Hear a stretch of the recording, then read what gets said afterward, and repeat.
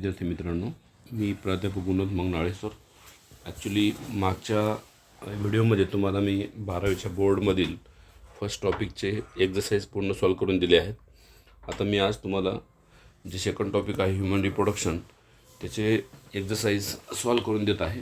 Okay sir, एक्सरसाइजमध्ये पुन्हा तुम्हाला मी म्हटलं होतं की सेक्शन असतात ABCD, आणि त्या ABCD सेक्शनमध्ये सेक्शन एमध्ये पहिला जो क्वेश्चन आहे मल्टिपल चॉईस क्वेश्चन आहे. तर तुम्हाला या चॅप्टरमध्ये जवळपास 8 मल्टिपल चॉईस क्वेश्चन विचारले आहेत. त्याचा आन्सर तुम्हाला माहीत असेल किंवा नसेल तर तुम्हाला विश्लेषण करून सांगतो आहे. पहिला क्वेश्चन आहे मल्टिपल चॉईस क्वेश्चनमध्ये, the number of nuclear present in the zygote is. तुम्हाला माहीत आहे झायगोट जो आहे डिप्लॉइड असतो. ओके, ज्यामध्ये मेल आणि फिमेल गॅमेट दोघांचे न्यूक्लियस आलेले असतात. नंबर ऑफ न्यूक्लियस झायगोटमध्ये 2 असतात, कारण झायगोटचं नेचर डिप्लॉइड आहे म्हणून. दुसरा question, which of this are male reproductive organ of the human. कोणता मेल रिप्रोडक्टिव्ह ऑर्गन आहे म्हणले, कोणामधला, ह्युमनमधला. तुम्हाला माहीत आहे स्पर्म मेल गॅमेट आहे.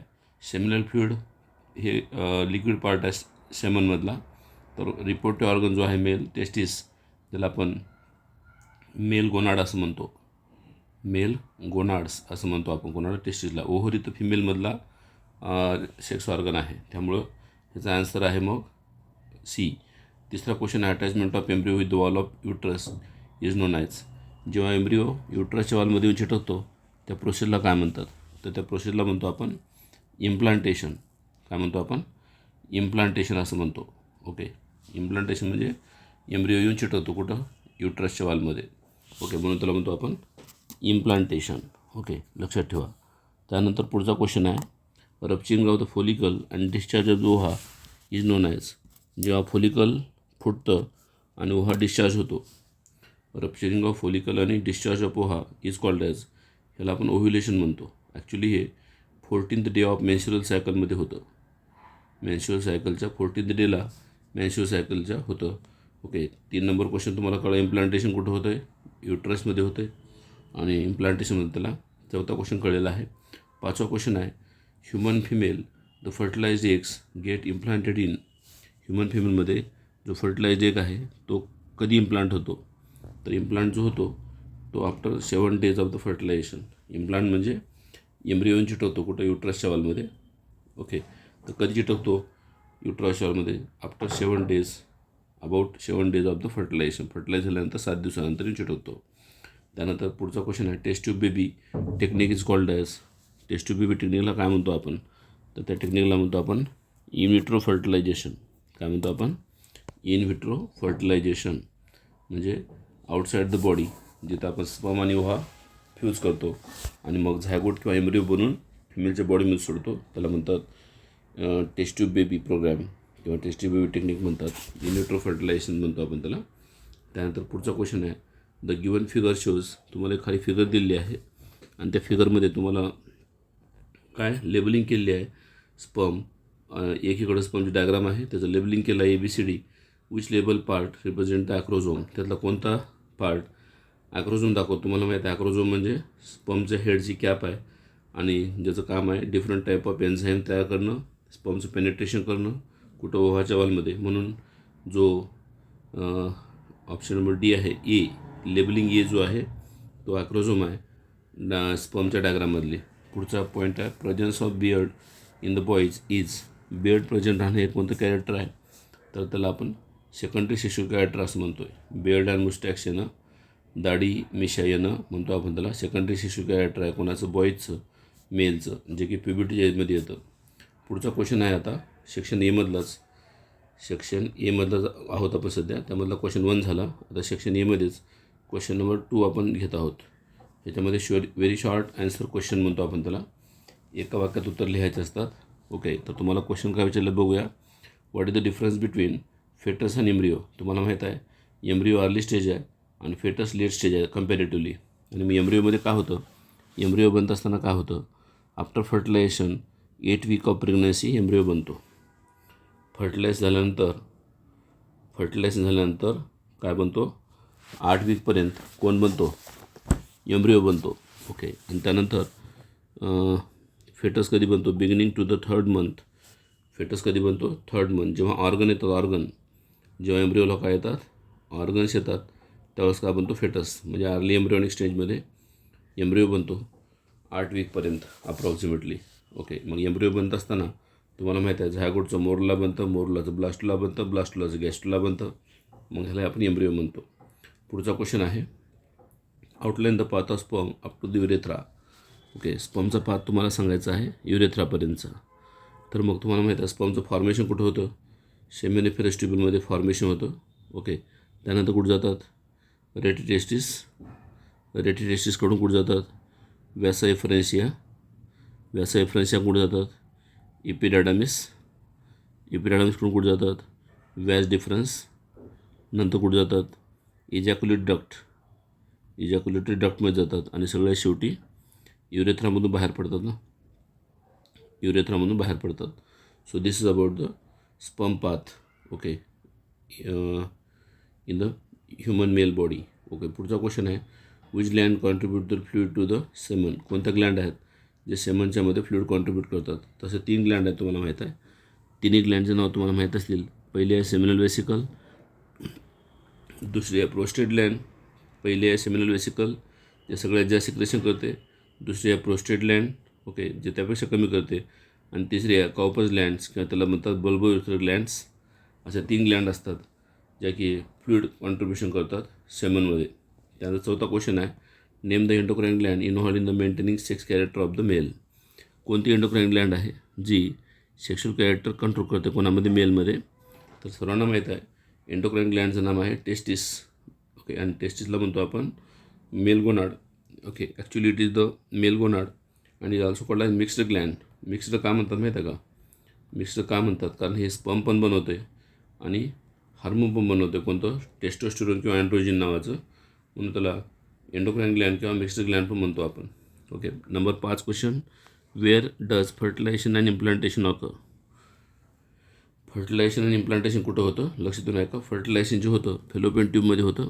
ओके, फेलोपियन ट्यूबमध्ये होतं, ॲम्पुलामध्ये होतं. आणि फर्टिलायझेशन कुठं होतं ॲम्पुलाच्या फेलोपियन ट्यूबमध्ये होतं. आणि इम्प्लांटेशन कुठं होतं युट्रसच्या वॉलमध्ये होतं. युट्रसच्या वॉलमध्ये होतं कोण implantation. Okay, of implantation occur in the endometrium wall of implantation जे होतं कुठं होतं युट्रसच्या एंडोमेट्रियममध्ये होतं, युटेरसच्या एंडोमेट्रियममध्ये होतं.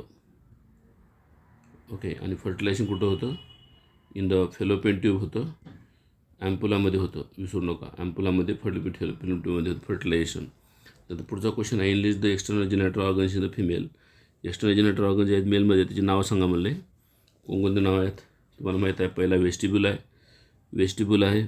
त्यानंतर लॅबिया मेजोरा, त्यानंतर लॅबिया मायनोरा, त्यानंतर क्लिटोरिस, क्लिटोरिस, त्यानंतर मॉन्स प्युबिस.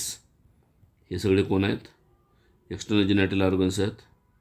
ओके, कोणामधले फिमेलमधले. Okay, English the external genital organ फिमेलमधले. तर बाहेरून दिसणारे ऑर्गनला एक्सटर्नल जेनेटल ऑर्गन म्हणतात. त्यानंतर 7 नंबर क्वेश्चन आहे give 2 different between the plasma and blastula and gastrula. Blastula आणि गॅस्ट्रुलामध्ये 2 डिफरन्स सांगा म्हणले. तुम्हाला माहीत आहे ब्लास्टुला अर्ली स्टेज आहे, गॅस्ट्रुला लेट स्टेज आहे. ब्लास्टुलाच्यामध्ये कॅव्हिटी असते कोणती ब्लास्टोसिस्ट नावाची, ब्लास्टोसिस्ट नावाची कॅव्हिटी असते कोणामध्ये ब्लास्टुलामध्ये. आणि गॅस्ट्रुलामध्ये मात्र काय होतात 3 जेम लेअर बनतात. कोणामध्ये गॅस्ट्रुलामध्ये काय बनतात 3 जेम लेअर बनतात. कोणते एक्टोडर्म, मेसोडर्म आणि एंडोडर्म. आणि ब्लास्टुलामध्ये ब्लास्टोसिल नावाची कॅव्हिटी असते आणि गॅस्ट्रुलामध्ये 3 जेम लेअर बनतात. लेट स्टेज एम्ब्रियो डेव्हलपमेंट थोडक्यात. आणि 3 जेम लेअरचं नाव लक्षात ठेवा एक्टोडर्म, मेसोडर्म आणि endoderm. Question number 8 very short answer क्वेश्चनमध्ये what is difference between the embryo and zygote. मी तुम्हाला जसं वर फेटस आणि एम्ब्रियोमधला फरक सांगितला तसं एम्ब्रियो आणि झायगोटमधलं सांगावलं. एम्ब्रियो हा डेव्हलप्ड आहे, मल्टीसेल्युलर आहे, आणि झायगोट हा युनिसेल्युलर आहे. बट दोन्ही डिप्लॉइड असतात. एम्ब्रियो मल्टीसेल्युलर आहे, ओके डिप्लॉइड आहे, डेव्हलप्ड स्ट्रक्चर आहे. आणि झायगोट युनिसेल्युलर आहे, डिप्लॉइड आहे, आणि हे पण अनडेव्हलप्ड स्ट्रक्चर आहे थोडंसं, म्हणून झायगोटचं रूपांतर पुन्हा एम्ब्रियोमध्ये होतं. हे सगळ्या ऑर्गॅनिझममध्ये पॉसिबल आहे. त्यानंतर क्वेश्चन पुढचा आहे question number 3 fill in the blank. इथं तुम्हाला काही ब्लँक दिलेत, ते ब्लँक फिल करायचे आहेत. सेंटेन्स सोपे आहेत. The primary sex organ of the human male is कोणता आहे? टेस्टिस. टेस्टला म्हणतो primary sex organ human male. Human मेलमध्ये टेस्टला म्हणतात प्रायमरी सेक्स ऑर्गन. दुसरं पुढचा क्वेश्चन आहे, the dash is also called as womb. कोणाला ओम म्हणतात? युट्रसला म्हणतात. युट्रस. युट्रस म्हणजे गर्भाशयाची पिशवी आहे, त्याला ओंब असं म्हणतात. ओमला युट्रस म्हणतात. त्यानंतर sperm fertilize ovum by. Sperm आणि फर्टिलाइज ओव्ह्यूमला फर्टिलाइज कुठं करतात? ॲम्पुला. ॲम्पुला नावाचा पार्ट असतो कुठं? फेलोपियन ट्यूबमध्ये. त्या ठिकाणी फर्टिलायझेशन होतं. चौथा क्वेश्चन आहे, डिशला स्ट्रक्चर बनतं help in the transfer of substance to and from the fetus body is called as. असं डिशला स्ट्रक्चर असतं की जे फेटसकडे किंवा फेटसकडून पदार्थ घेऊन जातं, त्याला म्हणतात प्लासेंटा. आणि प्लासेंटाला अटॅच झाल्यास ते अम्बिलिकल कॉर्ड. ओके, तर हे जे देणारं किंवा घेणारं स्ट्रक्चर आहे त्याला आपण प्लासेंटा असं म्हणतो आहे. पुढचा क्वेश्चन आहे, gonorrhoea is caused by. Gonorrhoea कोणता डिसीज आहे माहीत आहे? Gonorrhoea is the bacterial disease. आणि कोणता बॅक्टेरिया डिसीज कॉज करतो गोनोरिया नावाचा? ॲक्च्युली गोनोरिया म्हणतो आपण सेक्शुअली ट्रान्समिटेड डिसीज किंवा त्याला व्हेनरल डिसीज सुद्धा म्हणतात. संभोगजन्य रोग म्हणतो आपण त्याला. सो गोनोरिया कोणामुळे होतो? नायसेरिया. NISERIA. Neisseria gonorrhoea.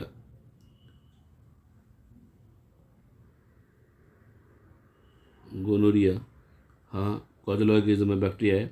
आणि 6 नंबर ब्लँक आहे, hormone produced by the testis. कोणता हार्मोन आहे जे टेस्टिसमध्ये बनतं? ॲक्च्युली त्याला आपण अँड्रोजिन म्हणतो आहे, बट ॲक्च्युली त्याचं एक्झाम्पल आहे टेस्टोस्टेरॉन. ओके, दोन लिहिलं तर हरकत नाही, पण मेन त्याला टेस्टोस्टेरॉन असं आपण म्हणतो. So this is about the section A. Okay, section एमधले क्वेश्चन 1 आणि 2 संपलेले आहेत. ओके, त्यानंतर फिल इन द ब्लँक पण झालेला आहे आपला. त्यानंतर आपण आता पुढं चाललो आहे सेक्शन बीकडे. सेक्शन बीमध्ये तुम्हाला माहीत आहे शॉर्ट आन्सर क्वेश्चन असतात जे की 2 मार्काला असतात. ओके, सेक्शन सीमध्ये 3 मार्काला असतात आणि सेक्शन डीमध्ये 4 मार्काचे क्वेश्चन असतात, लॉंग आन्सर क्वेश्चन. तर बघूया आपण सेक्शन बीमध्ये ज्या क्वेश्चन आहेत that is short answer question तुम्हाला दिलेले आहेत. काय क्वेश्चन आहे बघा. पहिला क्वेश्चन आहे, write note of budding in the hydra.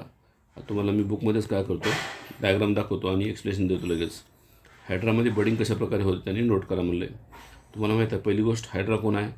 Hydra is the animal जे फायलम, कुठल्या फायलममध्ये येतं? हायड्रा बिलॉंग्स टू सिलेंट्राटा किंवा त्याला आपण टिनोफोरा म्हणतो आहे.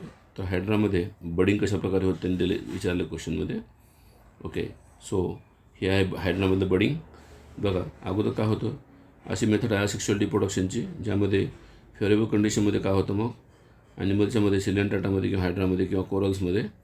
ओके, किंवा आजकडे हायड्रामध्ये स्मॉल आउटग्रोथ होते, कुठं छोटीशी बड येते आणि ती बड पुन्हा मॅच्युअर होते आणि डिटॅच होते कोणापासून? मदर प्लांटपासून. ओके, आणि मग त्या बडपासून न्यू प्लांट, ती बड वेगळी होते कोणापासून? ॲनिमलपासून. हे पॉलिप टाईपचं ॲनिमल आहे ना, पॉलिप म्हणजे सिलेंड्रिकल बॉडी आहे. मग ही बड वेगळी होते आणि bud transform into new animal. त्या बडचं रूपांतर नवीन ॲनिमलमध्ये, नवीन ऑर्गॅनिझममध्ये होतं. So this is example of the, हे पुढचं एक्झाम्पल तुम्हाला मी सांगितलं आता कोणतं, write note on the budding in hydra. Okay, question सोपे आहेत. मी तुम्हाला आणखी पुन्हा एक्सप्लेन करतो. पुढचा question, explain the difference method of reproduction occurring in the sponges. स्पॉन्जेसमध्ये कशा प्रकारे रिप्रोडक्शन होते हे तुम्हाला विचारलेलं आहे. ओके, क्वेश्चन बघा पुन्हा. Explain the different method of reproduction in sponges. तुम्हाला माहीत आहे स्पॉन्जेस हा जनरली कोणता ॲनिमल आहे? हा पण लोअर ॲनिमल आहे, बिलॉंग्स टू फायलम पोरीफेरा. हा क्वेश्चन पहा, काय क्वेश्चन दिला आहे. Explain the different method of reproduction occurring in the sponges. स्पॉन्जेसला आपण काय म्हणतो आहे? पोरीफेरा म्हणतो आहे. ओके, फायलम पोरीफेरामधला हा आहे ॲनिमल आहे. आणि मग ह्याच्यामध्ये रिप्रोडक्शन कसं होतं स्पॉन्जेसमध्ये पहा. इन स्पॉन्जेस तुम्हाला माहीत आहे स्पॉन्जेसमध्ये जे रिप्रोडक्शन होतं ते असेक्शुअल रिप्रोडक्शन होतं किंवा त्याला आपण जिमा फॉर्मेशन म्हणतो आहे.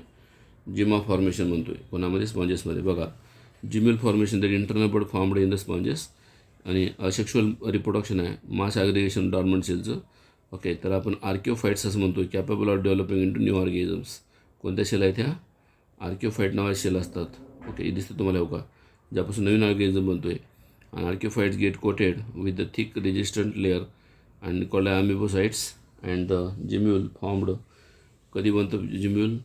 अनफेवरेबल कंडिशनमध्ये बनतं, आणि जेव्हा अनफेवरेबल कंडिशन संपते ते पुन्हा फेवरेबल कंडिशनमध्ये आल्यानंतर टेम्परेचर सुटेबल असेल तर जिम्यूलचं हॅच होतं, फुटतात जिम्यूल, आणि त्यापासून काय होतं, न्यू इंडिव्हिज्युअल बनतो किंवा स्पॉन्जिला नावाचा ऑर्गॅनिझम बनतो. So this is about question number 2 in the short answer question, that is explain the different methods of reproduction occurring in the sponges. पुढचा क्वेश्चन तुम्हाला दिलेला आहे. पुढचा क्वेश्चन आहे ओके काय IVF. IVF म्हणजे पुढचा क्वेश्चन दिलेला आहे, राईट नोट ऑन IVF. IVFचं फुल फॉर्म आहे इनविट्रो फर्टिलायझेशन, किंवा त्याला आपण टेस्टी बेबीसुद्धा म्हणतो, आपण टेस्टी प्रोग्राम्स. सो IVFमध्ये काय होतं बघूया. इनविट्रो फर्टिलायझेशन म्हणतो आपण त्याला, कोणाला? IVFला. Okay, so IVF is also called as in vitro fertilization. It is the process of fertilization where egg and sperm are combine outside the body. कुठं कंबाईन करतो आहे?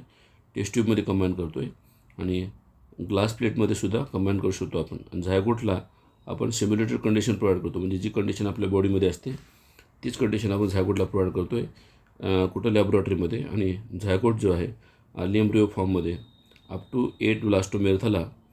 ओके, अप टू 8 ब्लास्टोमेर झाला की त्याला काय करतो आपण? ट्रान्सपोर्ट करतो कुठं? फेलोपियन ट्यूबमध्ये, आणि फर्दर डेव्हलपमेंट.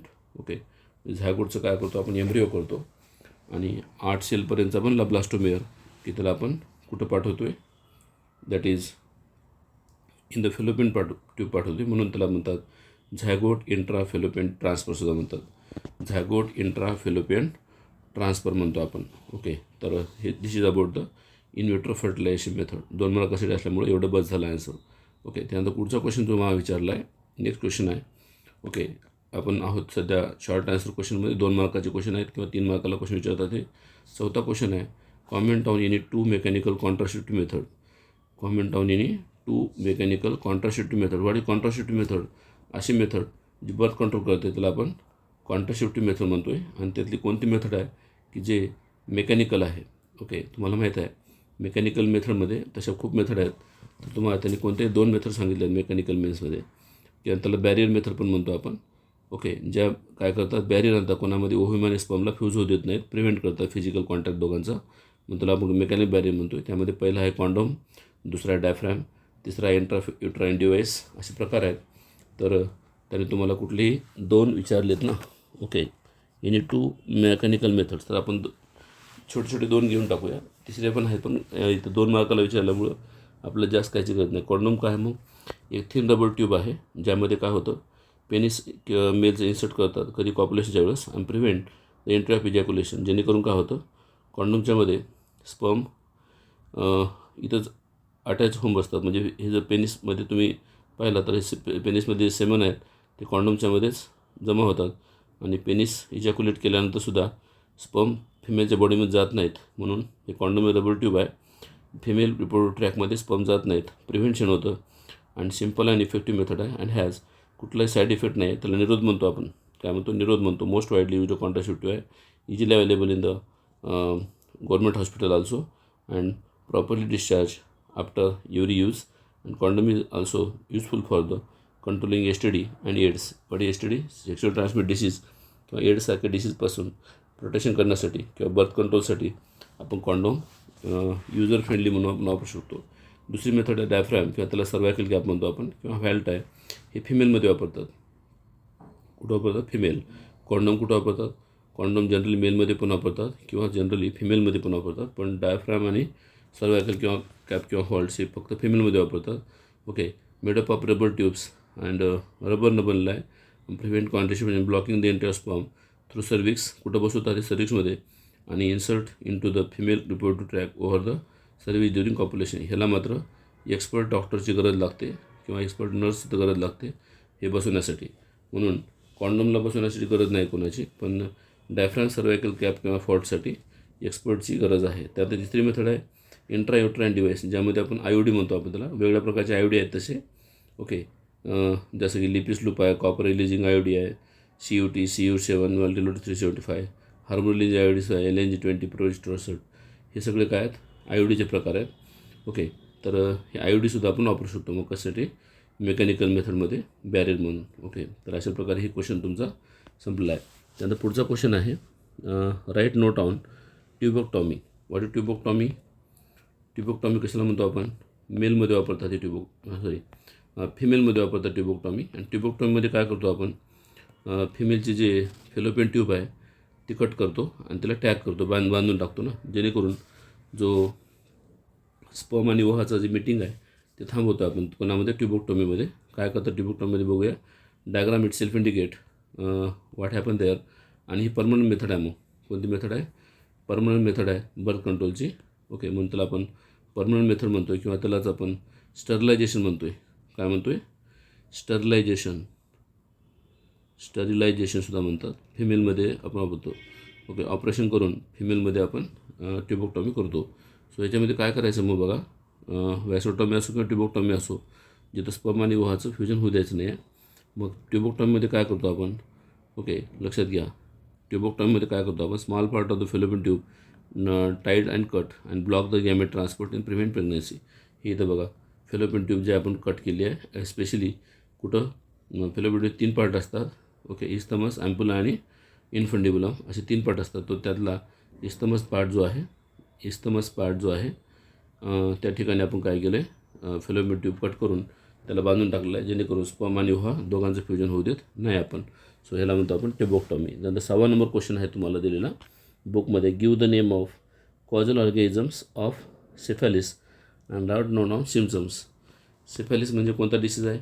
एक बॅक्टेरियल डिसीज आहे. STDचा प्रकार आहे एक प्रकारचा. Give the name of causal organisms of the syphilis where the write the its symptoms. Okay, मी तुम्हाला पहिलं सांगितलं सिफॅलिस हा बॅक्टेरियल आजार आहे, बॅक्टेरियामुळे होणारा डिसीज आहे. आणि ज्यामध्ये सेक्शुअली ट्रान्समिटेड डिसीजमध्ये ह्याची कॅटेगरी आपण मोडतो आहे.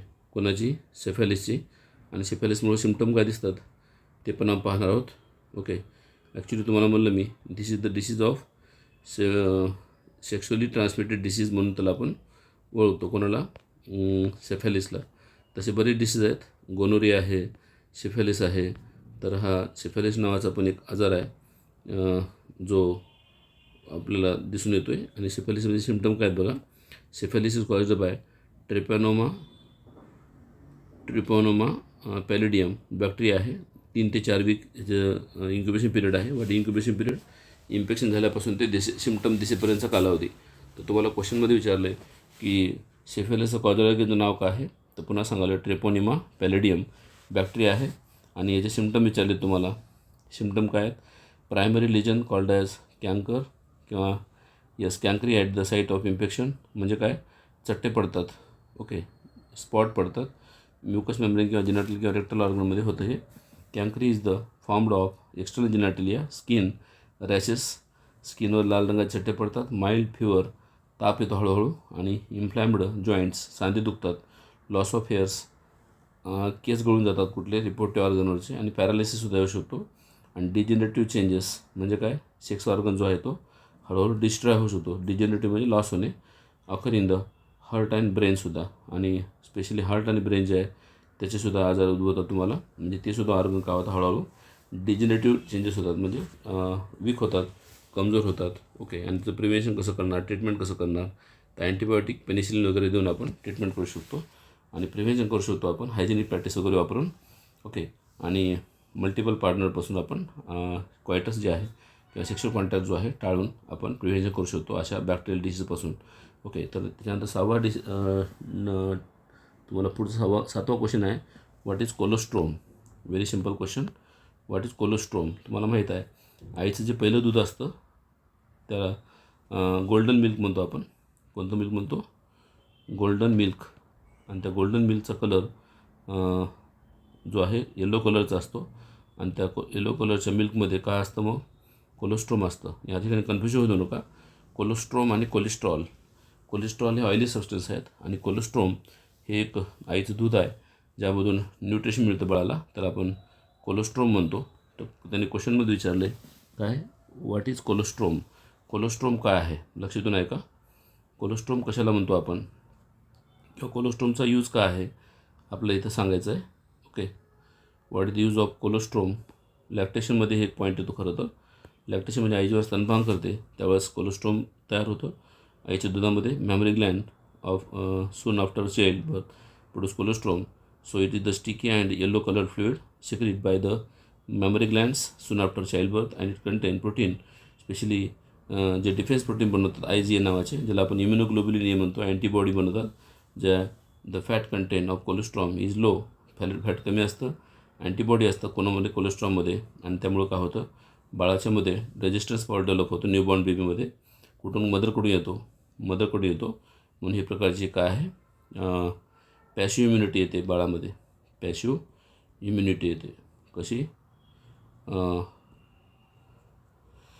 पॅशिव्ह इम्युनिटी ते बाळामध्ये response to the not fully developed, म्हणजे जे बॉडीज किंवा जी इम्युनिटी बाळामध्ये डेव्हलप राहत नाही लहानपणी, ते आईकडून बाळाला येते. तर अशा प्रकारे व्हेरी शॉर्ट आन्सर टाईपचं क्वेश्चन आपलं संपलेलं आहे. त्यानंतर पुढचा क्वेश्चन आहे तुम्हाला दिलेला आहे, तर question number 5, answer the following questions म्हणून दिलेला आहे. ओके, त्यामध्ये तुम्हाला जवळपास 10 क्वेश्चन आहेत, आणि पुन्हा लॉंग आन्सर क्वेश्चनमध्ये पुन्हा 4 क्वेश्चन्स तुम्हाला दिलेले आहेत. तर तिकडे जाऊया आता थोडंसं आपण.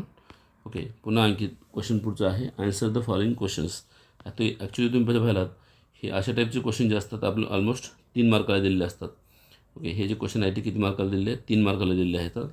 आन्सर द फॉलोइंग क्वेश्चन म्हणून. ओके, किती 10 क्वेश्चन आहेत, आणि लॉंग आन्सर क्वेश्चन जे असतात ते 4 मार्काला असतात. हे असतात 3 मार्काला आणि हे असतात 4 मार्काला. तर ते सुद्धा आपण बघूया काय म्हणतं हे क्वेश्चन्स. ओके, तर पहिला क्वेश्चन याच्यामध्ये दिलेला आहे तुम्हाला. पहा, पुढचा क्वेश्चन आहे आन्सर द फॉलोइंग क्वेश्चन म्हणून. Describe the phase of menstrual cycle and their hormonal control. Menstrual cycle जे आहे त्याला आपण रिपोर्टिव्ह सायकल पण म्हणतो, फिमेल रिपोर्टिव्ह सायकल. आपण आहोत क्वेश्चन नंबर 5मध्ये सध्या. फॉलोइंग आन्सर ॲक्च्युली 3 मार्काला विचारतो तुम्हाला सांगितलं मी आताच. त्यामध्ये पहिला क्वेश्चन आहे describe the phase of menstrual cycle and their hormonal control. म्हणजे मॅन्स्युरल सायकलमध्ये 4 फेस असतात, तुम्हाला माहीत आहे. कोणकोणते 4 फेस असतात? पहिली आहे मॅन्स्युरल फेस, दुसरी आहे प्रोलिफरेटिव्ह फेस, तिसरी आहे ओव्युलेशन फेस, आणि चौथी आहे सिक्रेटरी फेस. असे 4 फेस असतात कुठं मॅन्स्युरल सायकलमध्ये. आणि त्या 4ही फेसमध्ये पुन्हा त्यांनी विचारले कोणकोणते हार्मोनल कंट्रोल असतं, 4ही फेसमध्ये कोणकोणते हार्मोन सिक्रेशन होतात हे पण तुम्हाला सांगायचं आहे. ओके, तर पहा, फिमेलमध्ये जेव्हा प्युबर्टी येते त्याला आपण मेनार्च म्हणतो. काय म्हणतो? मेनार्च. आणि मेनार्च म्हणजे मॅन्स्युरल सायकल स्टार्ट होणं. ओके, ओव्हरियन सायकल स्टार्ट होणं. आणि मॅन्स्युरल सायकलमध्ये काय होतं, प्रायमेटमध्ये मॅन्स्युरल सायकल येते. प्रायमेट म्हणजे कोण? मंकी, ह्युमन आणि एप्स यांच्यामध्ये येते. आणि रिपोर्ट ट्रॅकमध्ये चेंजेस होतात, ओव्हरीमध्ये चेंजेस होतात, हार्मोनमध्ये चेंजेस होतात. कोणते हार्मोन? FSH किंवा LH किंवा एस्ट्रोजन आणि प्रोजेस्टेरॉन यांच्या सगळ्यामध्ये चेंजेस होतात. आणि मग टोटल 28 डेची मॅन्स्युरल सायकल असते. ही किती? 28 डेची, ज्यामध्ये 4 फेस असतात. पहिली फेस आहे मॅन्स्युरल फेस, त्याला म्हणतो आपण ब्लिडिंग फेस. काय म्हणतात? ब्लिडिंग फेस म्हणतात. यामध्ये 45 to 100 ml of blood loss होतं फिमेलमधून. ॲक्च्युली फेस चालते 3 ते 7 दिवस. ॲव्हरेज ह्याचं ड्युरेशन ऑफ 3 ते 7 दिवस. ओके, आता NCERTमधली व्हॅल्यू वेगळी आहे. NCERTमध्ये त्यांनी सांगितलं आहे 3 to 5 डेज. 3 to 5 डेज दिलेलं आहे. आणि एंडोमेट्रियमची वॉल जे आहे ब्रेक होते, आणि मग प्रोस्टाग्लॅंडिन रिलीज होतो. ओके, त्यामुळं मग एंडोमेट्रियमची वॉल ब्रेक झाल्यामुळे काय होतं, मध्ये टिश्यू असेल, फ्लूइड असेल, अनफर्टिलाइज्ड एग ओसाईट असली, एग असेल, हे सगळं काय होतं, फुटतं. आणि मग युट्रसची वॉल जी आहे फक्त 1 मिलीमीटरची राहते, आणि त्यानंतर ते ब्लिडिंग होतं. आणि किती दिवस चालतं? जवळपास 3 ते 5 दिवस हे ब्लिडिंग चालतं. ओके, आणि डज नॉट क्लॉट. त्यानंतर ब्लिडिंग कंटिन्यू होते किती? 3 ते 5 दिवस वगैरे. आणि या ठिकाणी मग तुम्हाला माहीत आहे मॅन्स्युरल फेसमध्ये वगैरे फायब्रोनलायसिन नावाचं कंटेंट असतं. आणि फर्टिलायझेशन झालं नाही, समजा मॅन्स्युरेशन कधी येते, जर फर्टिलाइज झालं नाही तर येते. आणि मॅन्स्युरल सायकल येणं म्हणजेच प्रेग्नन्सी न येणं असं आहे. आणि फिनल ऑफ अनफर्टिलाइज म्हणजे अनफर्टिलाइज जे आता जळून जातात, मरून जातात. ओके, आणि त्या ठिकाणी काय होतं, मग मॅन्स्युरल फेसमध्ये ब्लिडिंग होतं. ओके, त्यानंतर पुढची फेस कोणती आहे? सेकंड फेस जी आहे दॅट इज प्रोलिफरेटिव्ह फेस, किंवा त्याला म्हणतात फोलिक्युलर फेस. ओके, किंवा त्याला म्हणतात पोस्ट मॅन्स्युरल फेस म्हणतात. ह्याच्यामध्ये काय होतं, हे किती दिवस चालते? जवळपास 6 ते 13 दिवस चालते. 6 ते 13 दिवस चालते. ओके, आणि ह्याच्यामध्ये काय होतं, मग सेकंडरी फोलिकल जे असतात, ओव्ह्युलेशनच्या अगोदरची फेस आहे, ह्याच्यामध्ये काय होतं, मग जे सेकंडरी फोलिकल आहेत प्रोसीड टू डेव्हलप होतात, आणि मग मॅच्युअर फोलिकल बनतात मग नंतर. आणि सेकंडरी फोलिकल वगैरे बनून, okay, secondary follicle, tertiary follicle असे बनतात. आणि याच्यामध्ये कधीकधी डिजनरेशन होतं, त्याला म्हणतात ॲट्रेसिया. ओके, काय म्हणतात? ॲट्रेसियासुद्धा म्हणतात. आणि developing secondary follicle secrete hormone oestrogen. तुम्हाला माहीत आहे या ठिकाणी फोलिकलपासून इस्ट्रोजन हार्मोन बनतं. ओव्हरी हार्मोन आहे, आणि proliferation of the follicle cell improving GnRH, gonadotropin releasing hormone म्हणतो आपण त्याला, ज्याचं एक्झाम्पल आहे गोनाट्रॉपिनचं एक्झाम्पल आहे FSH. ओके. आणि एंडोमेट्रियमची वॉल जी आहे ती पुन्हा जी ब्रेक झाली होती मेन्स्ट्रुअल फेसमध्ये पुन्हा रिपेअर होते. आणि त्यानंतर एंडोमेट्रियमची वॉल रिपेअर झाल्यामुळं एम्ब्रिओ अटॅच होण्यासाठी एंडोमेट्रियमची वॉल थिक होते. किती? 3 ते 5 मिलीमीटर. मेन्स्ट्रुअल फेसमध्ये फक्त 1 मिलीमीटर झाली होती, तर 3 ते 5 मिलीमीटर होते. म्हणजे क्वेश्चन लाईक स्ट्रक्चर तयार करते कशाला? इम्प्लांटेशनला. ओके. त्यानंतर पुढची फेस आहे तिसरी फेस, जे की 14व्या दिवशी होते, ओव्ह्युलेशन फेस. या ठिकाणी काय होतं? अचानक LH सर्च होतं. वाढी LH सर्च, LHचं प्रमाण अचानक वाढतं आणि मग या ठिकाणी मेन्स्ट्रुअल सायकलमध्ये काय होतं? रप्चरिंग होतं कोण? ग्राफेन फॉलिकल, आणि मधून सेकंड ओव्हसाइट बाहेर पडतो. ही लाईट महत्त्वाची आहे. सेकंड ओव्हसाइट बाहेर पडतो आणि मग रॅपिड सिक्रेशन ऑफ LHमुळे हे होतं सगळं. आणि ovulation may be accomplish by mild और severe pain in the lower abdomen. ओव्ह्युलेशनच्या दिवशी काय होतं? फिमेलमध्ये पोटामध्ये थोडं दुखल्यासारखं वाटतं, अबडॉमेन पेन झाल्यासारखं वाटतं. त्यानंतर पुढची फेस आहे सिक्रेटरी फेस, किंवा त्याला ल्युटियल फेस म्हणतात. सिक्रेटरी का म्हणतात? कारण त्या फेसमध्ये सिक्रेशन होतं कोणाचं? कॉर्पस ल्युटियम वगैरे बनतो, म्हणून त्याला ल्युटियल फेस पण म्हणतात. आणि मधून सिक्रेशन सुरू होतं. हे किती दिवस चालते? 15 ते 28 दिवस चालते मेन्स्ट्रुअल सायकलच्या. आणि या फेसमध्ये मग पुन्हा काय होतं आहे? ग्राफेन फॉलिकल वगैरे जे असतात ट्रान्सफॉर्म इनटू कॉर्पस ल्युटियम, आणि मग हे कॉर्पस ल्युटियम जो आहे त्यापासून पुन्हा प्रोजेस्टेरॉन नावाचं हार्मोन बनतं, ज्याला प्रेग्नन्सी हार्मोन म्हणतो आपण. आणि जर फर्टिलाइज झालं नाही, किती मिनिटामध्ये? किती तासामध्ये? 24 तासामध्ये. एकचं सर्वायवल पिरियड किती आहे? फर्टिलायझेशन एबिलिटी किती आहे? 24 आवर्स. झालं नाही फर्टिलायझेशन तर मग पुन्हा पुढची मेन्स्ट्रुअल सायकल सुरू होते. आणि कॉर्पस ल्युटियमचं पुन्हा कॉर्पस अल्बिकान्स होतं. ओके. आणि कॉर्पस ल्युटियमचं प्रोजेस्टेरॉन वगैरे बनतं तुम्हाला म्हणलं मी. ओके. आणि या ठिकाणी पुन्हा जी वॉल आहे एंडोमेट्रियमची पुन्हा थिक झालेली आहे जास्त. पुन्हा नंतर ते पुढच्या फेसमध्ये ब्रेक होणार आहे. तर अशा प्रकारे टोटल 4 फेस आपल्याला पाहायला मिळतात इथं कुठं? मेन्स्ट्रुअल सायकलमध्ये. कोणकोणत्या? Menstrual phase, proliferative phase, ovulation phase आणि सिक्रेटरी फेस. ओके. त्यानंतर पुढचा क्वेश्चन तुम्हाला दिलेला आहे next. Okay. Explain the steps of parturitions. Parturition म्हणजे काय? डिलिव्हरीला म्हणतो आपण. पार्ट्रेशन कशाला म्हणतो आपण? डिलिव्हरीला म्हणतो पार्ट्रेशन. तर पार्ट्रेशनमध्ये कोणकोणत्या स्टेप्स आहेत त्यांनी एक्सप्लेन करा म्हणले. Explain the steps of parturitions. Parturition म्हणजे डिलिव्हरीमध्ये कोणकोणते फेस असतात? पहा question number 2. Steps of parturition. Actually पार्ट्रेशनमध्ये डिलिव्हरीमध्ये पार्ट्रेशनला काय म्हणतात? डिलिव्हरी. ओके. ह्याच्यामध्ये मेन 3 फेस असतात. कोणते 3 फेस असतात बघूया आपण कोणामध्ये? पार्ट्रेशनमध्ये. ओके. इथे दिलं आहे बघा.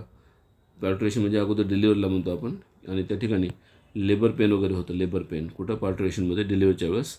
ओके. आणि मग त्या ठिकाणी होतं काय? पार्ट्रेशनमध्ये काय होतं बघा? स्टेप कोणकोणत्या होतात? मेन तुम्हाला म्हणलं मी 3 स्टेप होतात. पहिली डायलेशन स्टेज. ह्याच्यामध्ये काय होतं? युट्राईन कॉन्ट्रॅक्शन होतं, त्याचबरोबर फोर्सिंग करतं युट्रसला, आणि सर्विक्सचं डायलेशन होतं. Accumulate pain caused by compression of blood vessel, आणि ऑक्सिटोसिन हार्मोन तयार होतं, ज्याला आपण बर्थ हार्मोन म्हणतो आहे. बर्थ हार्मोन असं म्हणतो आहे, जे युट्रसचं कॉन्ट्रॅक्शन करतं स्ट्रॉंग, आणि त्यामुळं त्यावेळेस काय होतं? बेबी बाहेर हळूहळू पुश होतं, आणि सर्विक्स गेट डायलेट होतं व्हजाना आणि सर्विक्स, आणि त्यामुळे डायलेशन कंटिन्यू होतं. आणि मग लेबर पेन चालू राहतं, आणि रप्चरिंग ऑफ ॲम्नियोटिक मेम्ब्रेन आणि फेटस. मग फेटसच्यावरचं जे ॲम्नियोटिक फ्लुइड आहे ते बाहेर येतं, आणि ॲम्नियोटिक मेम्ब्रेन ब्रेक होतं. इथं डायग्राम पण तुम्हाला दिलं मग बघा. दुसरी फेज कोणती? Expulsion phase. वाडी एक्सपल्शन फेज. ओके. जिथं हळूहळू बेबी बाहेर यायला सुरू होतं. Uterine abdominal contraction become stronger and stronger. More labour pain होतं इथं. नॉर्मल डिलिव्हरीच्या वेळेस foetus fast through the cervix and vagina and head of the forward. बाळाचं डोकं पुढे येतं. पिक्चरमध्ये बघा, डोकं पुढे येतं, आणि it takes about 20 to 60 minutes. Okay.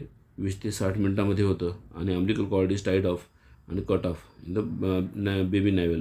Okay. Navel म्हणजे नाभी म्हणतो आपण. त्यातून काय करतो? अम्बिलिकल कॉर्ड आपण कट करतो, आणि त्याला टाईट करतो, बांधून टाकतो. ओके. दुसरी मेथड. आणि तिसरी मेथड आफ्टर बर्थ. बेबी पूर्णपणे बाहेर आल्यानंतर, डिलिव्हरी झाल्यानंतर, ओके, जे प्लासेंटा किंवा बाकीचं जे पार्ट आहे युट्रसच्या मध्ये राहिलेला, शिल्लक राहिलेला बेबीचं कवर आहे, हे सगळं एक्सपेल्ड होतं. त्याला आफ्टर बर्थ म्हणतो. Due to severe contraction of the uterus, and this process happen with the 10 to 45 minutes of the delivery. 10 ते 45 मिनिटानंतर डिलिव्हरीच्या हे सगळं बाहेर येतं. त्याला म्हणतो आपण आफ्टर बर्थ म्हणतो आपण. तर अशा प्रकारे ह्या 3 फेज तुम्हाला दिसतं कोणत्या? पार्ट्रेशनच्या. पुढचा क्वेश्चन आहे explain the histological structure of testis. टेस्टिसचं जे स्ट्रक्चर आहे तुम्हाला पाहायचं आहे. कोणतं? Histological structure. What is histology? ला आपण टिश्यू म्हणूया. टिश्यू म्हणूया. Explain the histological structure of testis. Tissue म्हणूया किंवा इंटरनल स्ट्रक्चर म्हणूया किंवा टेस्टिसचं जे मध्ये लोब्युल असतात त्याचं स्ट्रक्चर आपल्याला पाहायचं आहे. हिस्टॉलॉजिकल स्ट्रक्चर ऑफ टेस्टिसमध्ये कोणकोणते पार्ट असतात त्या पाहणार आहोत. टेस्टिस म्हणजे कुठं असतं, मेलमध्ये असतं आणि त्याला आपण मेल गुणा म्हणतो. हिस्टॉलॉजी पाहतो आहे. पिक्चरमध्ये बघा तुम्हाला दिसतं इथं. Histology externally covered with the collagenous striated tissue and called as tunica albuginea. टेस्टिसच्या भोवती कोणता लेअर असतं, ट्युनिका अल्बुजिनिया. त्यानंतर पुन्हा ट्युनिका व्हॅजिनालिस पण असतं सगळ्यात बाहेर आणि इनर जो असतो ट्युनिका व्हॅस्क्युलोसा. 3 लेअर असतात. किती लेअर असतात? 3. ट्युनिका व्हॅजिनालिस, ट्युनिका अल्बुजिनिया आणि ट्युनिका व्हॅस्क्युलोसा. पुन्हा प्रत्येक टेस्टिसमध्ये 200 ते 300 टेस्टिक्युलर लोब्युल असतात आणि एका लोब्युलमध्ये 1 ते 3 किंवा 1 ते 4 सेमिनिफेरस ट्युब्युल असतात, ज्याला आपण स्ट्रक्चरल आणि फंक्शनल युनिट म्हणतो कोणाचं, टेस्टिसचं. आणि सेमिनिफेरस ट्युब्युलच्यामध्ये 2 प्रकारचे सेल असतात. सर्टिल सेल्स त्याला म्हणतात सिस्टिंकुलर सेल्स आणि दुसरं जर्मिनल सेल. ओके. आणि मग त्या ठिकाणी काय होतं, गॅमेटोजेनिस होतं. कुठून? जर्मिनल सेलपासून स्पर्मॅटोझोआ बनतात. ओके. आणि त्या प्रोसेसला म्हणतो आपण स्पर्मॅटोजेनेसिस. कसं बनतं स्पर्मॅटोजेनेसिस? अगोदर स्पर्मॅटोगोनिया डिप्लॉइड असतात, त्याचं रूपांतर प्रायमरी स्पर्मॅटोसाइटमध्ये होतं. प्रायमरी स्पर्मॅटोसाइटचं पुन्हा सेकंडरी स्पर्मॅटोसाइट होतं. त्या ठिकाणी होतं मिओसिस 1 होतं, विसरू नका. प्रायमरी स्पर्मॅटोसाइटचं सेकंडरी स्पर्मॅटोसाइट होतं ना, मिओसिस 1 होतं. आणि पुन्हा मिओसिस 1 होतं आणि पुन्हा स्पर्मॅटिड बनतात. स्पर्मॅटिडचं पुन्हा स्पर्म बनतो ना. ओके. आणि सेकंडरी स्पर्मॅटोसाइटचं स्पर्मॅटिड बनताना मिओसिस 2 होतं. ओके. आणि मग शेवटी स्पर्मॅटिड बनतात. स्पर्मॅटिडचं पुन्हा स्पर्म बनतो आणि स्पर्म जे आहे, ओके, त्यानंतर इंटरस्टॅटियल किंवा लिडिंग सेल पण बनतात. कुठं? सेमिनिफेरस ट्युब्युलच्या बाहेर. सेमिनिफेरस ट्युब्युलच्या बाहेर कोणते सेल बनतात? Leydig cell. आणि त्यामध्ये हार्मोन तयार होतं, कोणतं? अँड्रोजन किंवा टेस्टोस्टेरोन नावाचं. सो ही आहे हिस्टॉलॉजी कोणाची? टेस्टिसची. डायग्राम तुम्ही पाहिलात तर तुम्हाला हिस्टॉलॉजी दिसते इथं. एका सेमिनिफेरस ट्युब्युलमध्ये काय असतात, हे फोलिक्युलर सेल्स वगैरे अरेंज झालेले असतात. आणि मग एका लोब्युलमध्ये 1 ते 3 सेमिनिफेरस ट्युब्युल आहे, 1 ते 4 सेमिनिफेरस ट्युब्युल आहेत. आणि तुम्हाला लेअर दिसतात इथं कुणाचे? टेस्टिसच्या भोवती असलेले. सो ही जी डायग्राम आहे कशाची आहे? हिस्टॉलॉजी ऑफ टेस्टिसची डायग्राम आहे. हिस्टॉलॉजी म्हणजे टिश्यू स्टडी आहे कोणाचं? टेस्टिसचं. त्यानंतर पुढचा क्वेश्चन आहे तुम्हाला दिलेला, that is describe the structure of blastula. What is blastula? आपल्याला माहीत आहे ब्लास्टुला म्हणजे अशी स्टेज आहे की ज्यामध्ये काय होतं, एम्ब्रिओ डेव्हलप होतो ना. एम्ब्रिओ डेव्हलप होतो. लॉंग आन्सर क्वेश्चनमध्ये सध्या होता आपण. त्यातला 4था क्वेश्चन चालू आहे तुमचा. कोणता? Describe the structure of. 4 number question चालू आहे. डिस्क्राईब द स्ट्रक्चर ऑफ कोणता? ब्लास्टुला. ब्लास्टुला म्हणजे एम्ब्रिओनिक स्टेजची डेव्हलपमेंट आहे, ज्याच्यामध्ये ब्लास्टुलाचं स्ट्रक्चर आपण पाहणार आहोत. कुठं? एम्ब्रिओ डेव्हलप होत असताना ब्लास्टुलामध्ये काय काय होतं, कोणकोणते पार्ट्स आपल्याला दिसतात ते पाहतोय आपण. ओके. तुम्हाला माहीत आहे एम्ब्रिओ डेव्हलप होत असताना सगळ्यात आधी होतं क्लिवेज, नंतर बनतो ब्लास्टुला, नंतर बनतो गॅस्टुला. सो ब्लास्टुला डेव्हलपमेंट होणं म्हणजेच ब्लास्टुलेशन होणं. ओके. आणि व्हॉट हॅपन इन ब्लास्टुला किंवा ब्लास्टुलेशन? तुम्ही पिक्चरमध्ये पाहिलात तर हे अर्ली ब्लास्टोसिस्ट आहे आणि लेट ब्लास्टोसिस्ट आहे. तर हे ब्लास्टुलाचे 2 स्टेजेस आहेत. ओके. आणि काय होतं ब्लास्टुलामध्ये बघा, ब्लास्टुलाच्यामध्ये काय होतं? Blastulation is the process of formation of hollow multicellular blastocyst cavity बनते आणि त्यामध्ये enter uterus and remain floating in uterine cavity 2 to 4 days after entry आणि till the 7th day after fertilisation. Okay. हे क्वेश्चन MCQमध्ये पण आला होता, आपण सांगितलं आहे. Outer layer of the cell morula नाव लेअर टू ट्रोपोब्लास्ट. आतापर्यंत मोरुलाचा साईज जो होता छोटा होता, एकसारखाच होता. आता काय झालं, ट्रोपोब्लास्ट आला आणि ट्रोपोब्लास्ट सेल काय होता, हळूहळू एनलार्ज होतात आणि blastocyst double synthesize 0.152 millimetre to 0.30 millimetre होतं. आणि त्या ठिकाणी मग ट्रोपोब्लास्ट सेल जे असतात ते ऑब्झॉर्प्शन करतात न्यूट्रिशन कुठून? बाहेरून. आणि इनर सेल मास बनतं आणि एम्ब्रिओ ब्लास्ट बनतो. हे मग inner cell mass, actually inner cell मासपासून काय बनतं नंतर? एम्ब्रिओ बनतं. आणि हे काय बनतं? बाहेरचं ट्रोपोब्लास्ट म्हणजे एम्ब्रिओचं कवर बनतं ना. एम्ब्रिओचं कवर बनतं. सो अटॅच होतात ते. आणि त्यानंतर तुम्ही जर पाहिलात तर मध्ये ज्या ठिकाणी सेल अटॅच झाले असतात त्या पार्टला म्हणतो सेल्स ऑफ रॉबर. आपण एम्ब्रिओनल ॲक्सिसच्या नॉबच्या ठिकाणी सेल्स ऑफ रॉबर असतात. आणि मग ब्लास्टोसिस्ट जो आहे embryonal end side opposite to the embryonal end आणि 7 days of the blastocyst fully formed embryo बनतो. ओके. आणि इम्प्लांटेशन होतं मग कोणाचं? ब्लास्टुलाचं. मग त्याला म्हणतो आपण गॅस्ट्रुलेशन. काय म्हणतो? गॅस्ट्रुलेशन.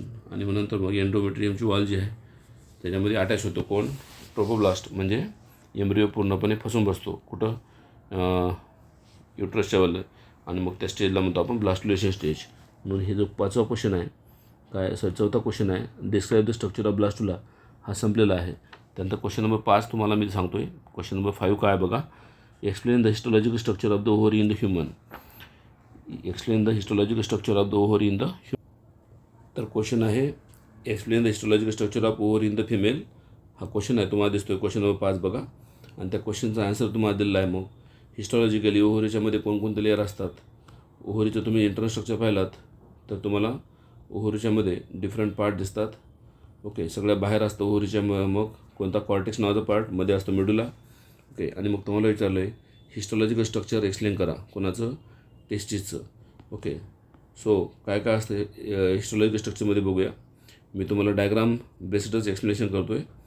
डायग्राम बेस्ड एक्सप्लेनेशन करतो कारण स्टेट बोर्डच्या बुकमध्ये खूप डिटेल इन्फॉर्मेशन दिली आहे इथं.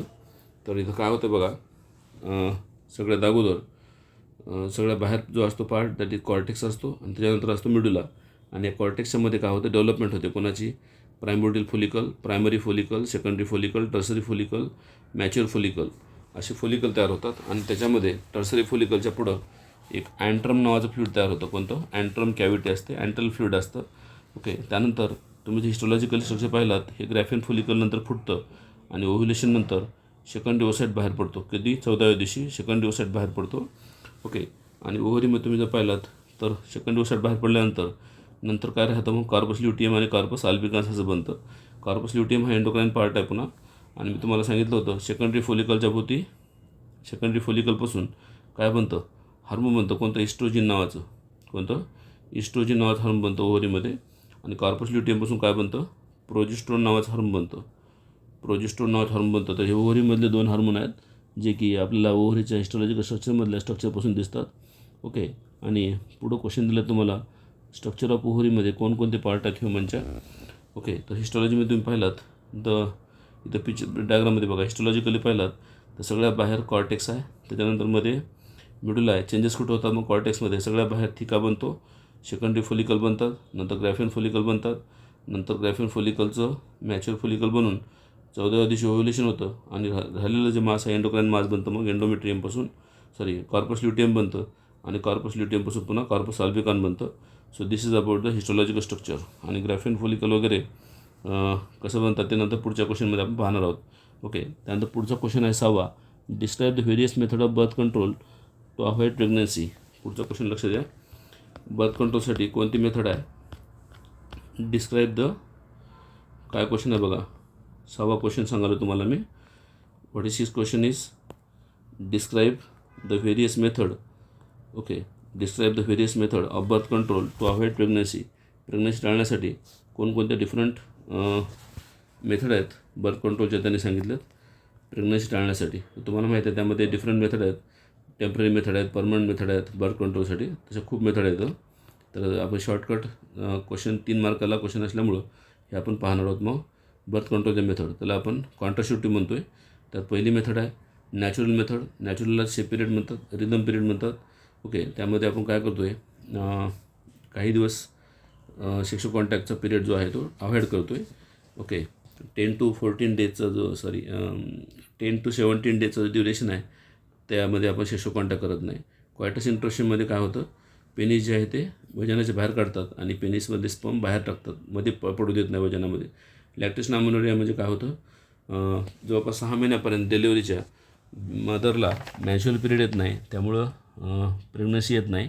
ओके, ती पण मेथड आहे प्रेग्नन्सी टाळण्यासाठी. केमिकल मिसमध्ये काही स्पर्मेसिडल क्रीम आपण वापरतो आहे, वजनामध्ये अप्लाय करतात, फोम जेलीज किंवा टॅबलेट वापरतो आहे.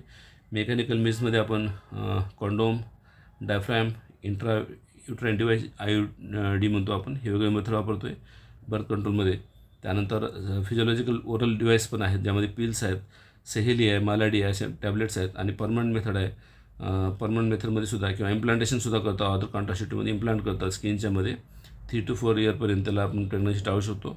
प्रोजेस्टेरॉन किंवा एस्ट्रोजन आपण अवॉइड करू. आणि परमनंट मेथडमध्ये आहे फिमेलमध्ये ट्युबोक्टॉमी आणि मेलमध्ये वॅसोटॉमी, ह्या सगळ्या मेथड आहेत जे आपण बर्थ कंट्रोलसाठी वापरतो. तसं खूप मोठा क्वेश्चन आहे हा, त्यामुळं मी जेवढं जमेल तुम्हाला तेवढं शॉर्टकट सांगितलं आहे. याच्यामध्ये तुम्हाला काय लिहिणं अपेक्षित आहे. पुढचा क्वेश्चन आहे what is the goals of RCH. What is RCH, reproductive child health care. हा एक प्रोग्राम आहे, फॅमिली प्लॅनिंगनंतर हा प्रोग्राम अरेंज झालेलं आहे त्याला म्हणतो आपण RCH.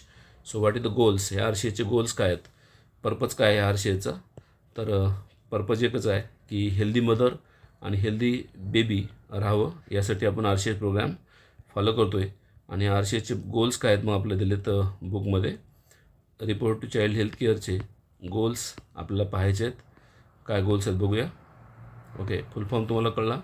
Reproductive child health care RCHचा फुल फॉर्म आहे. रिप्रोडक्टिव्ह चाइल्ड हेल्थ केअर, त्याचे गोल्स काय आहेत बघूया. बघा खाली तुम्हाला गोल दिले. पहिलं introduction of sex education school कॉलेजमध्ये देणं.